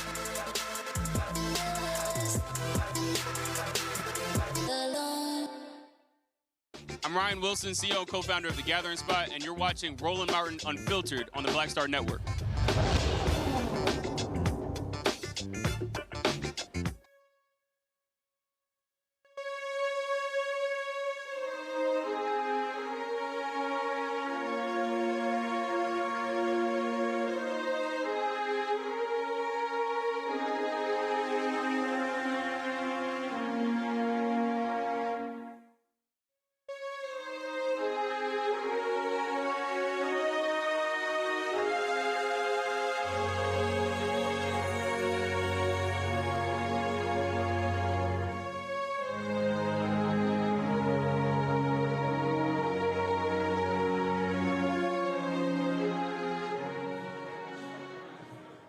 All right, folks, we've been having some internet issues, some connectivity issues in the show. We're going to reschedule Ambassador Andrew Young for next week, and same thing, Bishop William Barber is in a really bad place where he is, and so we'll do that the same. We're going to, of course, be paying tribute to Reverend Jackson all the way up through the funeral. And so in 2018, we gathered in Memphis to commemorate the 50th anniversary of the assassination of Reverend Dr. Martin Luther King Jr.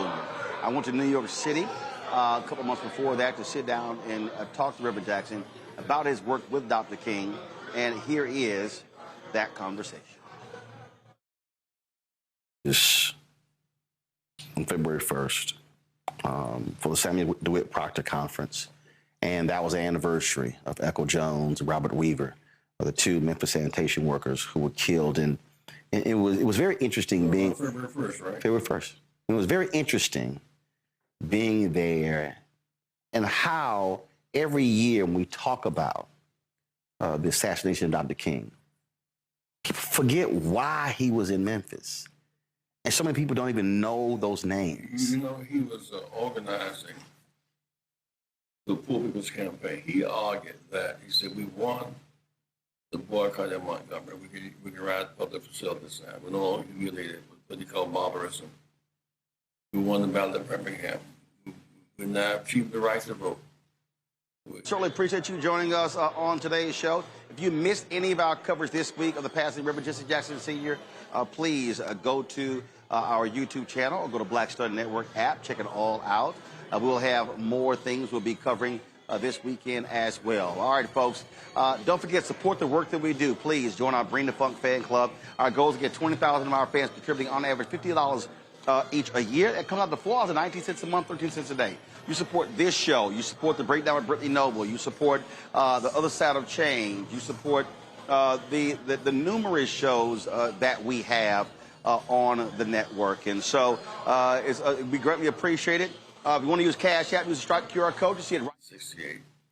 At his church with a wise man, Appalachian, with whom we'd never worked. He just talked about them, just put them together. Native Americans from the reservations, some Latino Americans, some of the Southwest group, some of Chavez group, some Jewish allies from New York, our Lowensteins, peace activists, and some blacks from Deep South. And then we met trying to figure out how to march to Washington, have a job and income. He said, come by bus, by train, but come.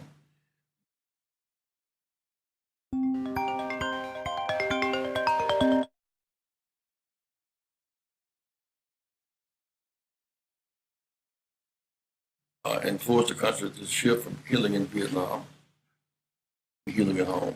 He said, because bombs dropped in Vietnam, which closed down cities. So while in that kind of mood, because these two workers have been killed in Memphis, Jim Lawson called, and said, what you talk about, to make it concrete, it's in Memphis. You have sanitation workers who work, they're working, but they work every day. And they're seen as just garbage men. They clean away the germ. They too want to dream one day when they can see their child graduate from college as well. So everything about Memphis was compelling to Dr. King's emotion and our plan to address working poor people. And so those two killings on February 1st was significant as Jesse Jackson being killed, triggering the march. And Caesar Milan, how to add years to your dog's life. Sardines. 9. Bone broth. 10. Raw eggs blended with the shells. 9. Turmeric. 7, if you can get your... In Selma, 1965. You talked about that meeting in January 68. I mean, the period from April 4th, 67, giving that speech beyond Vietnam in Riverside Church, to him being assassinated 1 year to the day. Just the pain, the difficulty that he was facing. Well, he got pain from Black Americans. The month before he was killed, about 55% of the negative among African Americans. The civil rights leaders taking positions against him. I mean, the church had closed the pulpits to him during that season. I mean, Klansmen and Miles, I'm with you, Mike, but I'm not with this guy called him Mike. The newspaper editorials, they say he's a good guy. He convinced blacks, not too whites, when they've been bombing him. He says, I was speaking, I will be heard. He felt the pain of rejection. So 55% of blacks said no to Dr. King. 70% of whites said no to him. After he was killed, everybody loved him. They rejected the marcher in verse of March. That's why I was so bitter for a while, because I knew what the talk was in front of his face, sitting behind his back. He's off course. He's off course. He's killed. He's our kind of guy. And that's why I said we love martyrs. We can quote their poetry, but not marchers who demand of us to act and to make something happen. And so I remember he was going into the small towns. He would come to a place like Chicago, churches half full. So I developed the idea of, if I can get 50 markets, 20 churches in each market, 1,000 churches. If they convene their churches for a Dr. King rally, with the pressures, but not the churches full, we had to figure out ways to market in different kinds of ways. But Roland, I think maybe the most graphic way is the weekend before we went to Memphis. I had to be around March 30th, I suppose. He called on Friday night about 9. He said, I want you guys to meet me tomorrow morning. I didn't want to go. We had a breadbasket meeting the next day. It was up and moving. He had been there 2 weeks before. Bevel said, we went to Chicago. Bevel was tired of being in Chicago. We said, I think T.Y. may have been in Cincinnati or something. So thought we'd be there. So the kind of wrap up, had to call about an hour later and said, look, Martin is challenging us to come together. And Rap always played that kind of heavy role, but he was kind of, he did the rock. He was the rock. So we said we'd be there. So Bevel and I, we got on O'Hare Airport. Doc, we just missed our plane. 7 o'clock. I said, I know y'all gonna miss it. I get you on the 740. I know y'all gonna miss that plane. So we got the thing. And we got to Atlanta. It was about 10 of us. It was Bevel and Roseanne Taylor Rogers and the Young, and about 10 of us, Dorothy Cotton. He said, it's been a tough week for me. He said, I've been with Rev and his wife Juanita all week, brother, and his wife Jean. And I've been had migraine headaches. I'm about quitting. Maybe I've done as much as I can do. I've been on this 13 years. We won Montgomery, won Birmingham, won. He said, but now I'm at the end of the war. I cannot, I'm a Nobel Peace Prize winner. I can't propagate my sense of justice. Killing in Vietnam and healing at home.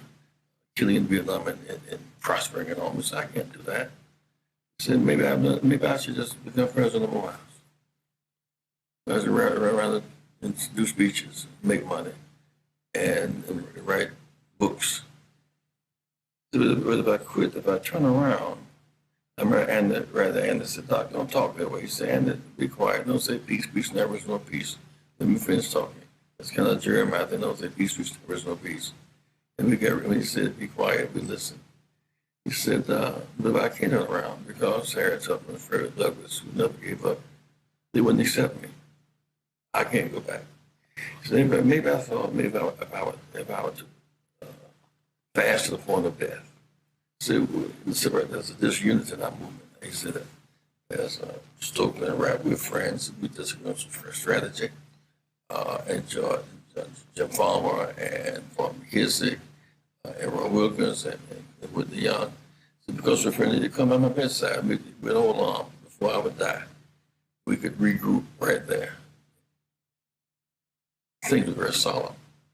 They said, we can turn the minus surplus. We can go on to Memphis and deal with those workers and lift them up. Win that battle, go on to Washington. He just kind of talking about the depression.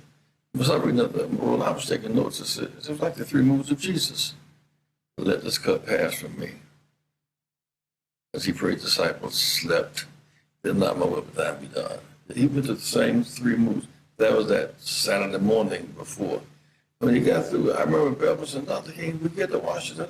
If we get to Washington, the White House is already against us. What's the hook? I don't understand. So I blurted out, Dr. King, we get there, what's the hook? We were insensitive, right? The pain he was in, agonizing, plus all the stuff you don't know the leaders are thinking about in the first place. You know what else was on his mind. So he said, I don't know what the hook. I said, Doc, suppose we had the 50 cities. At that time, GM was the largest company in the country. We took a line of cars, Cadillac, Chevrolet, whatever. We said we were not going to buy that line of cars. And the big GM would convene his fellow corporate, and they would meet the president. And said, well, we'll try it then. See you guys in a minute. He walked out the room. I left, went back to Chicago because where our family was. This Bevel and I did together. And he came to Atlanta, I think, that Tuesday. He got to Atlanta South. I'd been here a little earlier. The plane I was on, they had entered the plane. There were threats because Martin Luther King was on the plane. So I got off and nothing happened. And he came on in, then he saw the four of us, Jose Rapp and Dr. King on the balcony. He was just coming in from the airport at that time. And that was March 3rd. April. I'm sorry, April 3rd. It was April 3rd. I think that was April. Right, it was the day before. Y'all on the balcony. I think that April 2nd, I think. Okay. Because they were met with the ministers the next day. Mm-hmm. We talked about how to organize. Remember in this last week you talked about Jesse talking about Coca-Cola and Wonder Bread. That was in that speech. That had happened the day before. Okay. And he said on the 3rd, he said, well, after talking all day, he said, my dad is slick. I said, what happened, Pop? He said, Pop, country boy, didn't have no high school diploma. Came up out the city, So my grandfather sitting down in front of the church reading the Bible.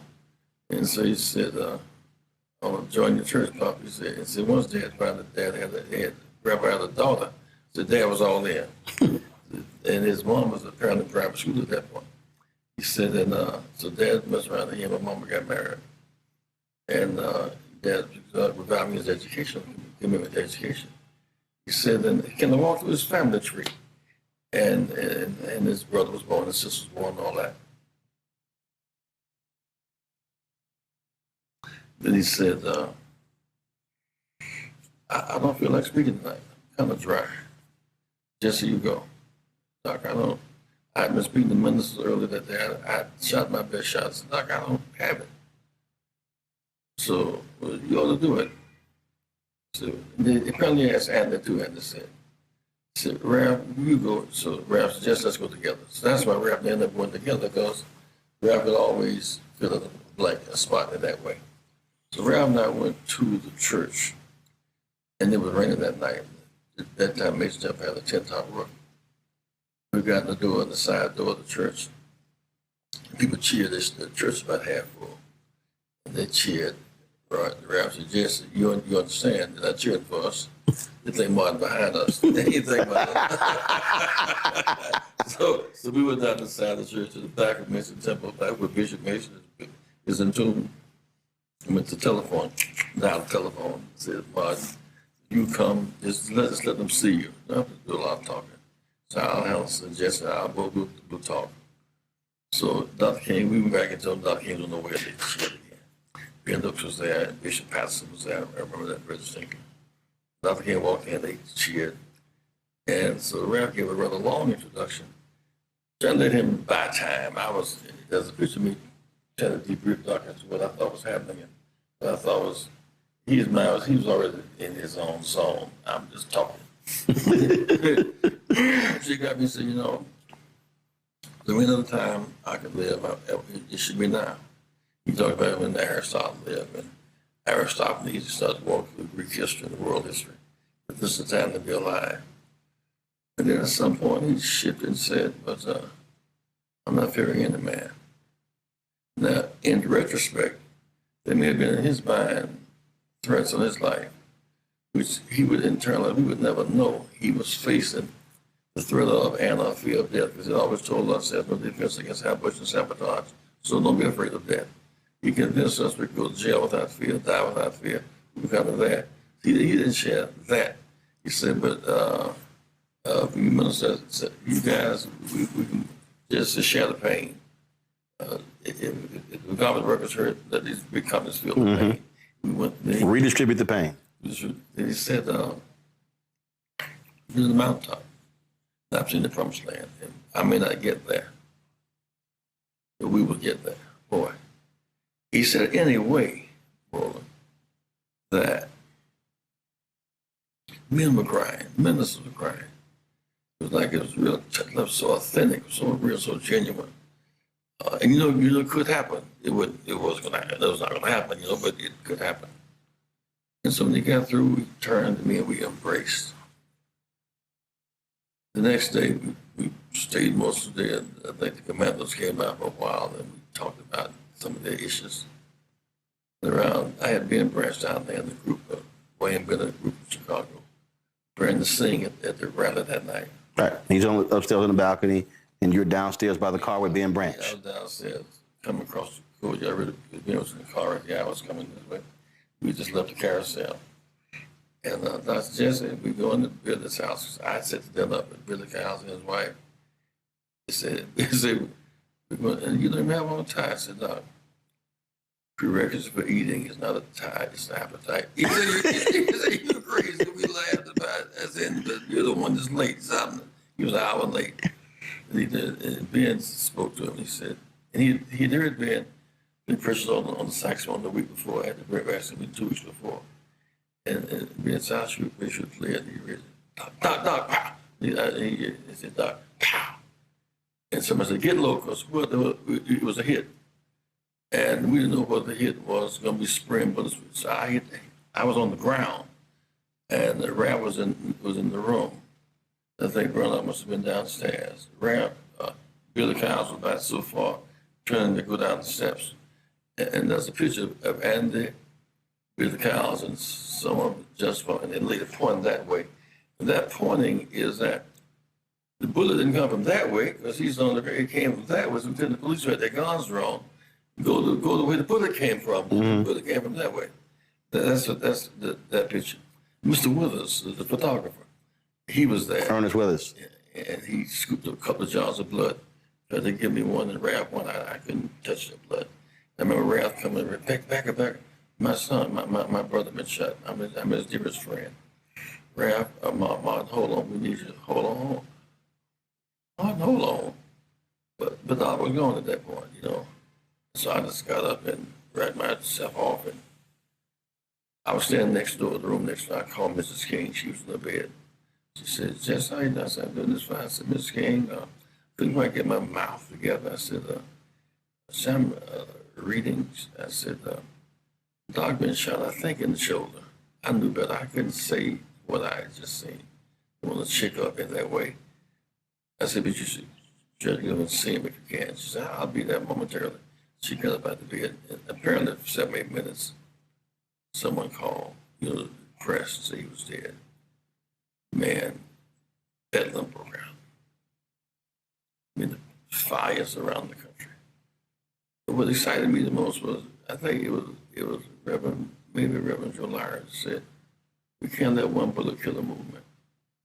We with all the trauma of his death. I remember being in the room with Harry Belafonte and Sidney Fonte and Robert Kennedy, talking about what Dr. King meant to us.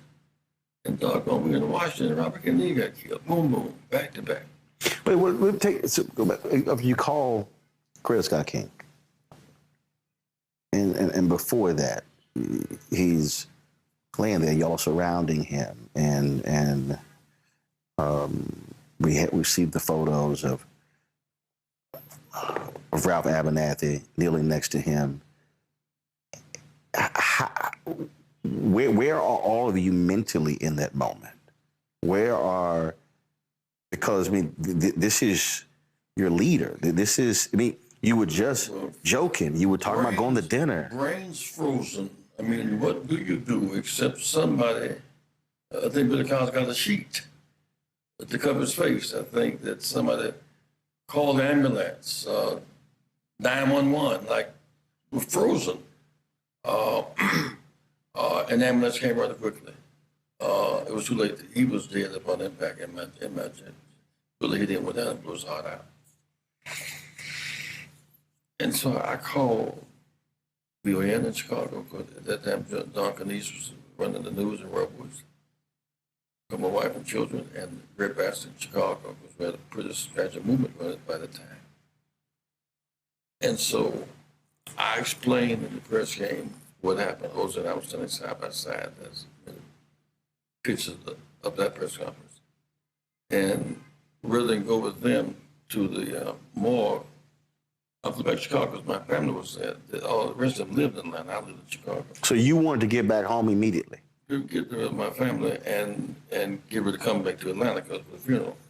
Others who went to Atlanta stayed in Atlanta. I went back to Chicago to be with my family to organize them, frankly. And it was it was tough, it was painful, and yet it was the kind of numbness, the kind of adrenaline kicks, the kind of numbness of the brain. And I remember getting home by 1 or 2 o'clock in the morning, and 400 or 500 folk at the airport, lots of great passengers, Mrs. Loman, Jackie, and the children and all that. I went home and fell across the bed, took a nap, woke up, and Senator Percy was there. Said he's sorry about what happened last night. I got up and went down to City Hall in Chicago. And what upset me about that meeting was the same ministers and politicians who were against him. So out of Monday, April 2nd and 3rd, they were, well, how much I love Martin.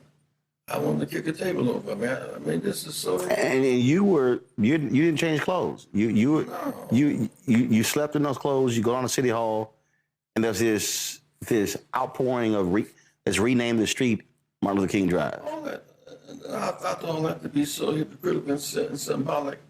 It had nothing to do with what we had lost. There was a $10 street sign for $1 billion profit. And so I went back to Atlanta, and Andy was in his blue jeans, and so was James Orange and Bevel and Reverend Abernathy. We more or less kept on what we had on 3 or 4 days. It was just kind of, we had the mule train. It was not a place for exactly suits and ties and 3-piece suits. If it's that kind of scene, you know. And I thought Abernathy was particularly good. He was doing the straight ministerial processing And I thought was traumatized by it in a big way. Double, I think I had a very clear head. I think I had a clear head. I don't know where I was really. And there was lots of pain. Jim Lawson said that, first of all, he would have been on the balcony with and would have gone to dinner with y'all, but he said he promised his wife he would always do dinner with his family. He said that's why he wasn't there. So earlier in the day, that there was a court hearing, and he was involved in that, but he said he went home. But he said that in the aftermath, he went straight to work. He said we kept going. He said it wasn't until July or August, he said it was in July, when the grief hit him. He said literally between April 4th, and May and June, he said, we had work to do. That's why I kept trying to say when I said adrenaline, because if you're playing ball in the big game and your key guy gets hurt, you can't cancel the game. You can't forfeit the game. You got to suck it up. And in the name of the hurt player play, the name of the deal, you can't give the killers the satisfaction they stopped the movement. They were not successful in stopping us from marching. They were not successful in stopping us from the resurrection. They were not successful in stopping our drive to end the war and to end poverty. We kept moving, and we already had plans. Reverend Walter Fauntleroy was our key guy in Washington for the tent city, the resurrection between Lincoln Memorial and Washington Monument. And it seemed like it rained every day. And I remember one morning, Reverend Abernathy said, Jesse, I want you to be mayor of Resurrection City. That may convene to give everyone give instructions. The press was riding his back because he was saying a lot in Pitts Motel. As if Pitts was Four Seasons or something. It's a regular kind of neighborhood, black motel. And the press was just peeking at him. Because he didn't look, he was not modern, he was rap. And did one hell of a job, in my judgment, doing this season of work. And one morning, 2 people died of meningitis.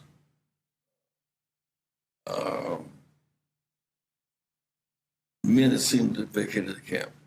Robert Kennedy dead, Dr. King dead, White House turned his back on the scene. I was looking at women's face and children for the most part. I didn't have nothing to give them, no bus fare, no food. I said, I read the book by Howard Thurman, Jesus and the Disinherited. He said, when you reduce your irreducible essence, when you stand naked against the world, you're still somebody. You still matter. So I said, I am somebody. They began to respond. I may be poor, maybe unwell, but I may be unskilled. That's where that came from, that moment. That's where that rally cry started right there at that time. We stayed there for a while longer, but we kept on marching. It hit me much later that year. I found myself refraining from going to Memphis for a long time.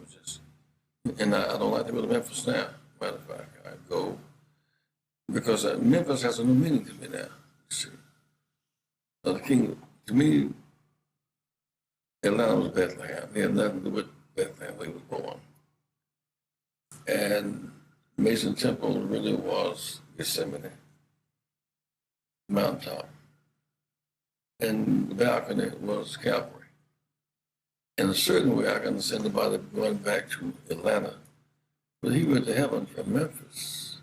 It happens to be the place where the poor blacks of the Delta, Mississippi, and Arkansas, and poor whites of Appalachia meet at that Mississippi River. That's where he died. That's where he left us. And there's still a story to be told about when blacks from the Delta of Arkansas and Mississippi and who picked cotton and coal miners who dig coal for find common ground, there will be a New Jerusalem, so to speak. There's not to be said about Memphis as not as a place where he was killed, but as a resurrection site, because the resurrection does not take place far from the crucifixion. Memphis has lots of challenge, and there's a new kind of South now. You couldn't have had the Memphis Grizzlies behind the cotton curtain if we not been successful. Atlanta Falcons, Dallas Cowboys, you couldn't have had Toyota, Mississippi if we not been successful. We pulled down the cotton curtain, built a whole new world, a whole new South, which laid groundwork for many new things in America. So his blood fertilized the soil and created a whole new dynamic in American politics. They expect 30 to 50,000 people to come into Memphis to commemorate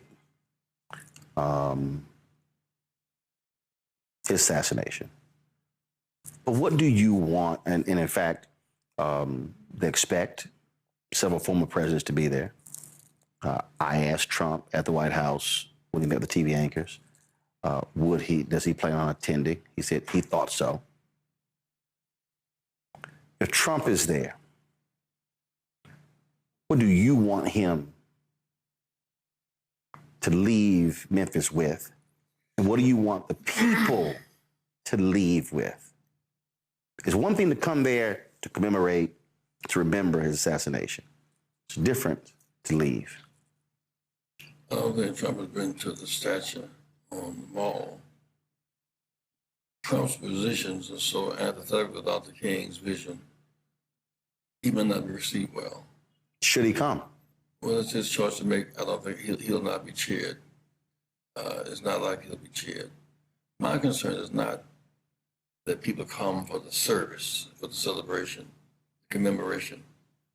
The 4 million blacks in the South are not registered, man. If we can register 2 million new blacks in the South, we change the South and change the country. In spite of all of the negative stuff that comes from the Trump season, we won New Jersey. Ain't got a black lieutenant governor. Virginia, one guy says he would Robert Lee and the Confederates, and the flag and the statue. The opposition, we won that, and 1 of every 5 votes was African American. We winning. Go ahead. We're going to Alabama. And Roy Moore and Trump shoot their best shot. We win 1 of every 3 blacks, African American. So that some of that energy must be turned into every high school senior, man, should come across the stage with a diploma in one hand and vote a card in the other. In fact, there's a placard there. There's a placard. One of my concerns, right down to the black belt. That's a case in point. All the high schools got black principals. You can convene those high school seniors as you would for prom or for graduation and register. And there's no George Wallace to stop it. There's no Bull Connor to stop it. Like, do it. You know, there's 250,000 blacks in Alabama unregistered, 600,000 in Georgia unregistered.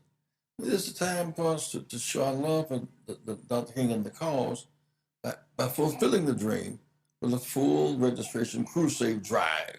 That's why when I talk about the National Civil Rights Museum, I was there for the 40th, and when I visited, I saw this, and it has been just locked in my brain for the last 10 years. And the sign said, it was a young girl, and she said, "All I want for my 18th birthday is a voter registration card." I mean, out of everything in that museum, that's the one thing that is locked into my head. Well, one thing we do in Chicago now, there's an election March 20th. The roads closed February 20th. We've gotten Illinois automatic voter registration. New York, Pennsylvania, and Michigan only have 1 day to vote. It's on Tuesday. Chicago, you have a month to vote. But there are 10,000 students in Chicago proper alone. We want to have all 10,000 high school students registered by February 20th. Then that's the suburban rank. There's the rest of the state.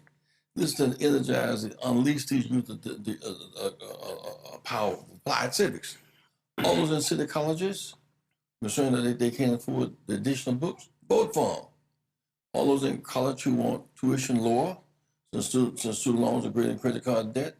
I mean, this is the time to fight, not just to commemorate, to look forward, not just to look backwards. And so I know there'll be huge crowds. There'll be those who are in the crowd marching who will not be registered. That's sickening. I gave a speech at Georgia State yesterday, and I've said this in numerous speeches, that what troubles me is that every year, around Dr. King's birthday, around April 4th, people talk about Reverend Dr. Martin Luther King. And I always say, first of all, he accepted the Nobel Peace Prize for the movement, and so it was Fannie Lou Hamer, Constance Baker Motley, Ella Baker. It was all of the folks who were working to make it happen. I said the trouble that I have is he has become what I call America's civil rights mascot. pull them out. Oh, Dr. King. And makes people smile. They play some speeches. They say, oh, how great he is. As opposed to what you said earlier. What did he stand for, fight for, and die for? Because use that dollar, economic leverage, so we have Wall Street Project. Use that vote to affect the makeup of races. You put on 4 million votes across the South will go from red to blue. Because what we proved in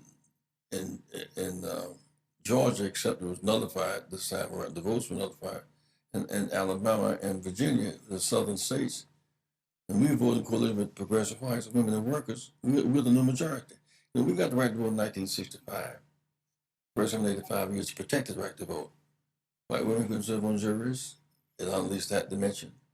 18-year-olds couldn't vote. Those serving in Vietnam couldn't vote on college campus, couldn't vote bilingually. That's 3 million Korean Americans, for example. That post-Selma generation, that's what drove my campaigns in 84 and 80. That's what drove President Barack to the White House.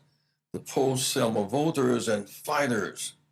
And so those who benefit from that struggle have no right to expect much and give little. I mean, and there are no more dogs barking and horses kicking and axes handles being swung by governments to stop us.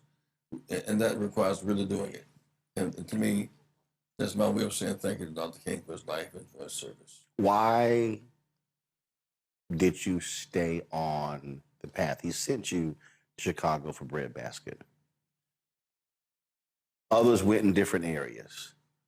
Why did you say, no, I'm gonna stay right here? I could do other stuff. I'm gonna stay. I was talking to somebody earlier. They said, had Reverend gone to corporate America, he could have sold anything. Had he done any other area, oh, he could have easily been highly successful. Why'd you stay? Well, because the struggle for economic justice is my ministry. It is my life. My assignment was to look at those stores in the community where we could not be checkout clerks. We couldn't be produce men. We couldn't pick up the garbage. Really, you know, you take a given chain of 10 stores. You get the letter of intent to pick up the garbage for 3 years. The letter of credit, you can get new trucks and sludge if you're on the trucks. We built the first chain store, national tea store, 47th County Met. We began to build a new urban paradigm. And breadbasket became such a hot item before he died. And that's why I mentioned in the last speech in Memphis, because I saw in it a way to fight for economic justice. But I saw the caucus as being the political caucus, Black caucus, politics, but then the capital of Wall Street. So now we're getting our share. You know, so the economic principles are different. If you spend more than you make and vote less than you can, that's suicide. You must spend less than you make and vote all that you can. That's the principle. There are a few companies that can survive our sustained economic withdrawal.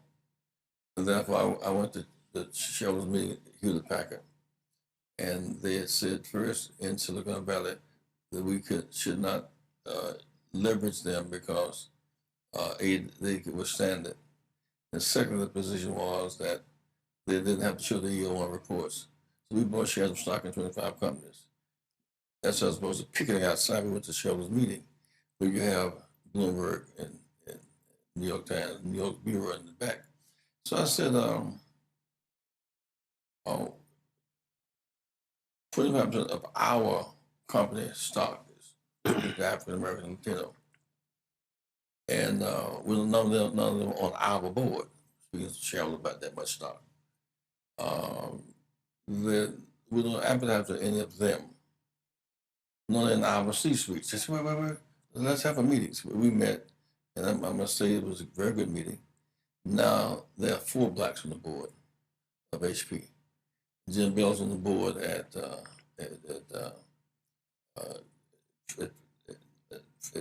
Twitter, Google.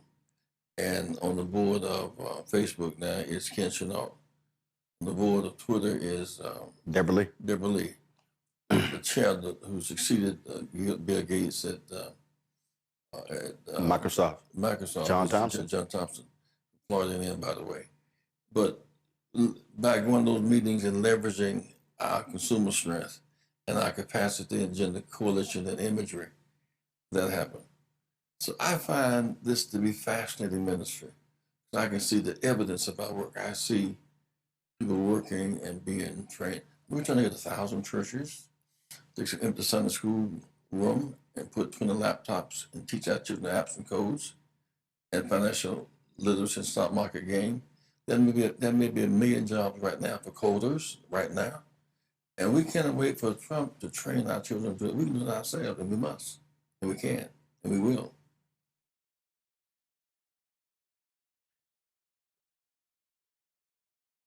If he said, Reverend, how you doing? I appreciate what you've done. What would your response be? Dr. King or Trump? Dr. King. Trump not going to say that. I said I never surrendered, I never stopped. When they said Dr. King killed in Chicago, he's still there. We never stop. Dr. King's workshop meets every day, mass meeting every week. We inspire and educate.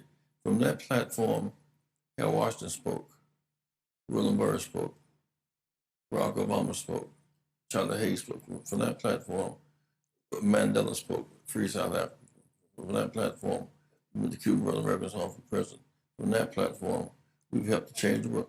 His work in Chicago continues. Dr. King's workshop is functioning. His staff is still meeting right now. It's called Rainbow Push, but it's his staff. Last question. Just lost Wyatt T. Walker. Oh boy. As I said, Clarence Jones out of the hospital. You look at Reverend Joseph Lowry. You look at these warriors getting up in age. But are you optimistic when you look at these young warriors? I am. They're fearless. Yeah. One of them, of course, in that lineage of struggle is Reverend Al Sharpton. He's in that lineage of struggle. But what Al and I have basically done by continuing running the circuit, there's now doors open that were not open 50 years ago. Dr. King used to have to go to LA to the big civil rights rally, or Oakland, or Chicago, or Detroit, the big civil rights rally. Now you got kids 30 years old becoming city council people, and state reps, and congress people, and mayors, and comptrollers, and handling pension funds and investors. So many more doors open. So you might have all leaders as visible as the one that you had 1 or 2 running the circuit, but that's a far bigger crowd of witnesses now that's fighting back. And they're now currently in the education of what they want to be and become. We didn't have a John Rogers doing 401k 50 years ago. We didn't have Jim Reynolds and Chris Williams on Wall Street 50 years ago. We didn't have 400 like dealerships, car dealerships 50 years ago. We only had Al Johnson in 1967, 50 years ago. So I see a generation that be known that have another role to play, but they're playing that role. And in Chicago, right now, you see the dynamic. They produced Harold Washington. The same Chicago that laid that groundwork produced 3 senators, Cameron Brown, Rock and Roller Burris, produced 5 congressmen. It's produced 1 presidential candidate and 1 who succeeded as president. So the fertile soil that he cultivated in Detroit and Chicago is still bearing fruit. So he's still winning every day. And with that winning, and with this progress we've been on, do you believe it was a mistake for so many African Americans to put so much faith in gaining political power and not really study where he was when he kept trying to say, even that last speech, economic power? Everything for me, when I look at 63 to 68, constant real economics. The reason, see, we live in the political economy. Here's what I say on that. The reason why there was a certain breakthrough after 65, once we became mayor of Detroit, we could then begin to give out contracts, which is the business we didn't have. Once Harold became mayor, he began to redistribute pension funds and create the whole class of and Harold Washington and Kumian set the pace. Our mayors should in fact use that base. Jobs we never had before, economics. Contracts we never had before, economics. Lawyers that we never had before, economics. So it's a political economy, so that there's some relationship between, I think we should appreciate that both matter. Mm-hmm. Both matter, and we have to have both, and it's not either or. It's and. It's both and, because I'm rather convinced, even there you cannot have a small, you must see the nation through a door, not through a keyhole. You can have a small circle. What's cutting off urban money? When the big banks in Washington, in New York, redline where they invest, the insurance companies redline where they insure, we can't grow. Then you develop what I call the invisible hand of racism. That's why we're going to have mayors at the Wall Street Summit in New York, because our citizens are being cut off. You become the treasurer without a treasury, unless you leverage those insurance companies that want to do business with cities. Look at the EO1 reports. Those banks that want to do money with cities, look at the EO1 reports, and look at their primary and secondary procurement list.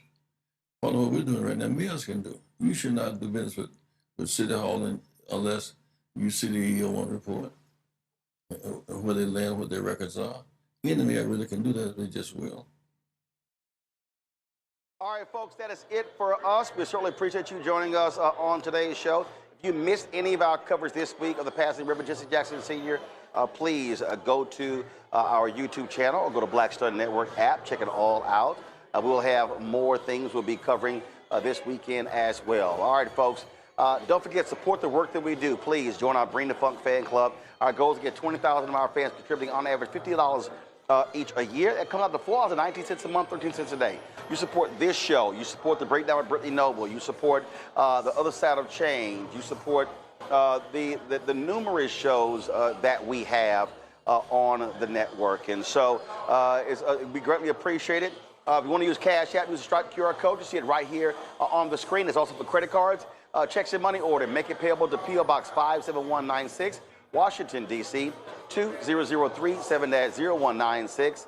PayPal, R. Martin Unfiltered. Venmo's RM Unfiltered. Zelle, Roland at RolandSMartin.com. Roland at RolandMartinUnfiltered.com. Be sure to download Black Star Network app. Apple phone, Android phone, Apple TV, Android TV, Roku, Amazon Fire TV, and Samsung Smart TV. You want to get our Roland Martin Unfiltered swag? Please go to shopblackstarnetwork.com. T-shirt, hats, all that stuff. You can get it right there. And don't forget to support the black-owned companies on our site. All these companies we feature. When you buy these products, you also support this show as well. This is about the Black Collective. This is how we buy black. And so please go to shopblackstarnetwork.com. Don't forget, download the app Fanbase and support that as well. And as I said, tomorrow, 61st commemoration of the assassination of Malcolm X. There's going to be a ceremony taking place at the former Audubon Ballroom. This is the Eventbrite. Check that out. And again, if you want to support the Shabazz family, the family of Malcolm X, the work that they're doing, their partnership with Actively Black. This is the X shirt I'm wearing here. So go get the products as well. And that's how you can support them. Folks, we always end the show with all of our donors, the 37,179 people who contributed to this show since we launched. And so, if you want to get your name on this list, all you got to do is give. All right, folks, that's it. Right here. Roland Martin Unfiltered, the Black Star Network. I'll see you on Monday. Holla!